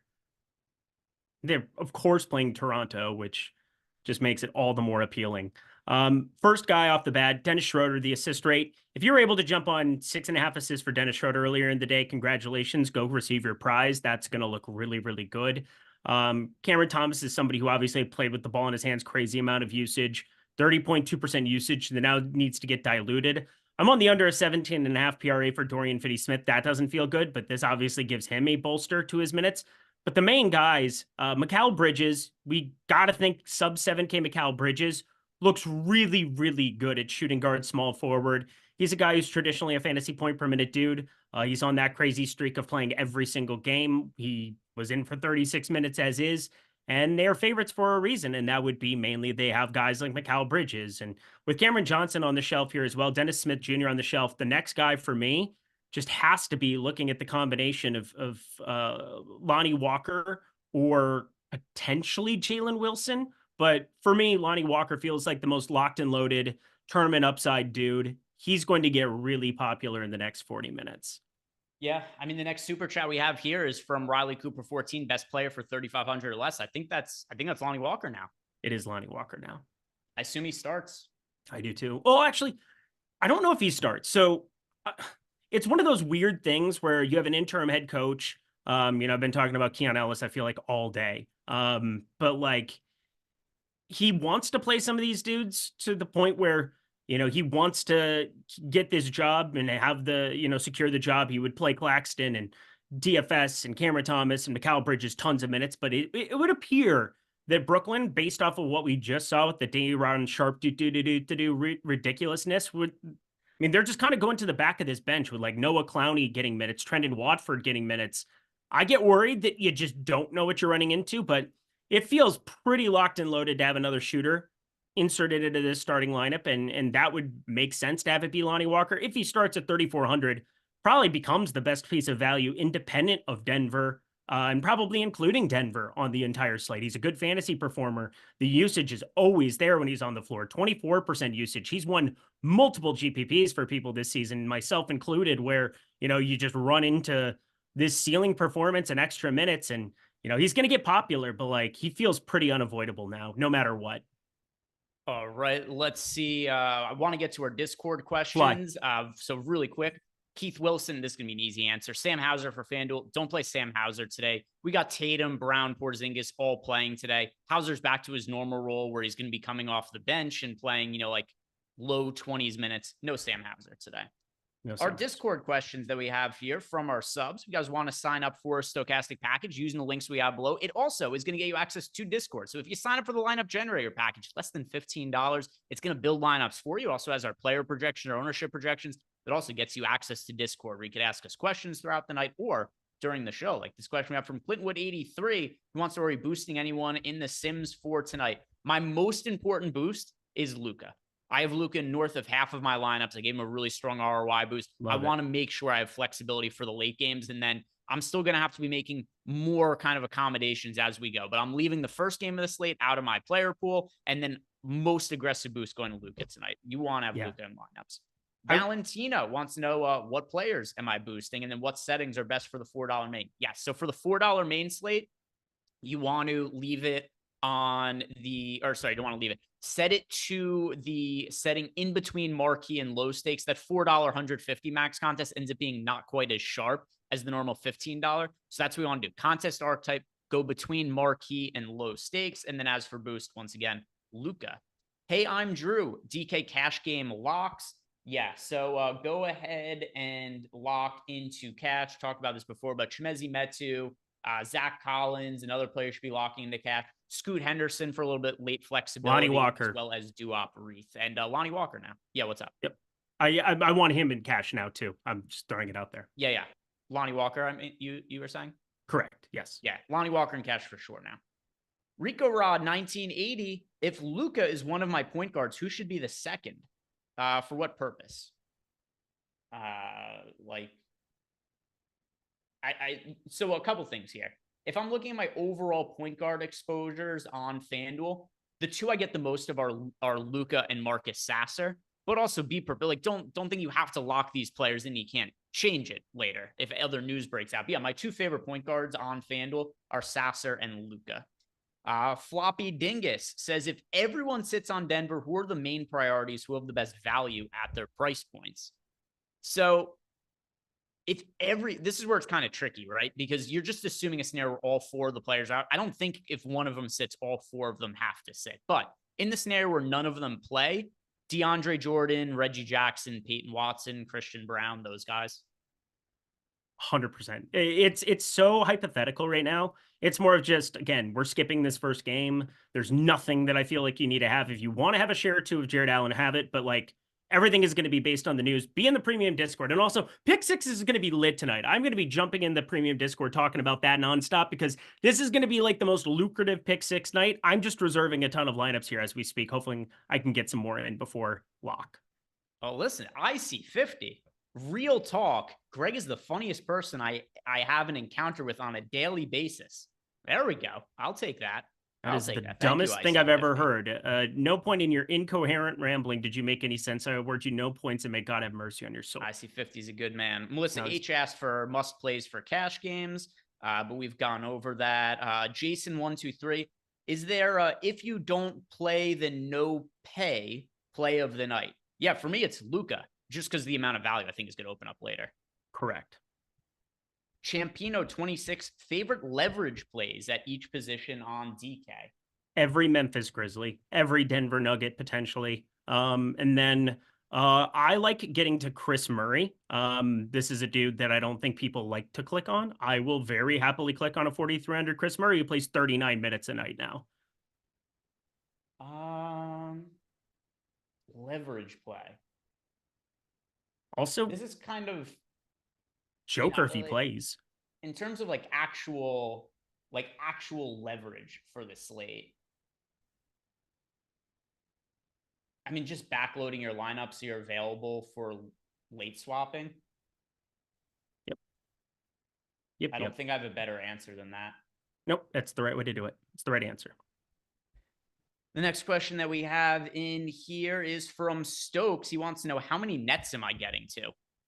So I am not going to rerun because I don't have the first game in the slate in my player pool. So I'm just going to rerun everything once I get to the post-lock show with Josh.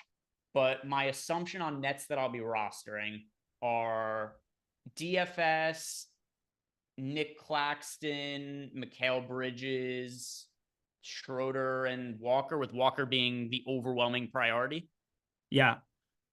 I get a feeling they're going to start Jalen Wilson. I know that sounds absolutely insane, but they started him on the 8th of February. He played 40 minutes in like a start spot. Okay. I think Jalen Wilson is very live to be that guy, but I'm just throwing it out there knowing full well that I would play him. And I would also be playing a ton of Lonnie Walker under any circumstances, even if he comes off the bench. Next question we have is from Cully Poston. He says, no LeVert. Yeah, I'm not going to be rostering LeVert today. If he goes out and scores 70 fantasy points and just absolutely destroys the slate and I'm screwed by that, so be it. But I mean, I think the most likely outcome here is that by the time we look at the slate, everything's settled, all the injury news has come out, we go and look back at it. I don't think that regardless of what Karis LeVert does for whatever his fantasy points are, I very highly doubt we're going to look back on the slate and say, oh, Karis LeVert should have projected as one of the best points per dollar plays. 100%. So no for me. I'd prefer the flexibility. Next question here is Philly Phantom 1. Jalen Wilson. He says the Sims want me to play him. I'm interested to see what the Nets starting lineup is. I think Eric was just saying there that he thinks that Jalen Wilson could start certainly live to be a possibility. Let's see what the Nets starting lineup is. We'll know in the coming minutes here, right? As soon as we get to the post-lock show, probably a few minutes in, because that Nets game locks. Yeah, the Nets game locks in 32 minutes. I expect like 10, 15 minutes from now, we're going to have the Nets starting line, maybe even sooner. I'd be curious to know who Rich is projecting to start right now. I would love to know who Rich. If you made me project right now, I would just go chalk and say Lonnie Walker because I like him no matter what. But I'm more 50-50 between him and Jalen Wilson. I don't know. Again, Keon Ellis has made no sense with some of these rotations sometimes, but there's no doubt that anybody who starts is very, very viable on Brooklyn against Toronto. Another thing too, and also this is why to me I don't want to play the first game on the slate. I don't have to guess the Nets starting lineup if I forego the first game on the slate. I don't have to. Correct. I don't have to guess it. I could just wait for the lineup to come out and then adjust. I'm pretending the slate starts at 7:30. It's a great way to do it. And pick 6, I'm pretending that the slate starts at 10 p.m. Eastern time. There we go. By the way, if you guys haven't done it yet, do us a favor, like the video, subscribe to the YouTube channel, helps us out a whole bunch. And right after this, which is actually like right now, going to be heading on over to Playback. Going to be myself and Josh chopping it up. And you guys aren't going to want to miss this one because there are just a crazy amount of names that we're still waiting for on the injury report, including we don't know what the Nets starting lineup is going to be. Are they going to start Jalen Wilson? Are they going to start Lonnie Walker? Are they going to do something else totally batshit insane? Because what the hell does it matter? This team is not relevant for anything. They're not relevant for the bottom of the ladder. They're not relevant to the top ladder. They don't even have their own first round pick. So they could do anything, and it doesn't even really matter. Jokic is questionable. Jamal Murray is questionable. Bane questionable. Caruso questionable. Porter questionable. Gordon questionable. We've got so many players that matter on the injury report. So go check us out over on Playback so we can react to that news as it happens. See you guys over there. This show is done. I'm jumping into Playback with Josh. Peace out. Have a good show, boys.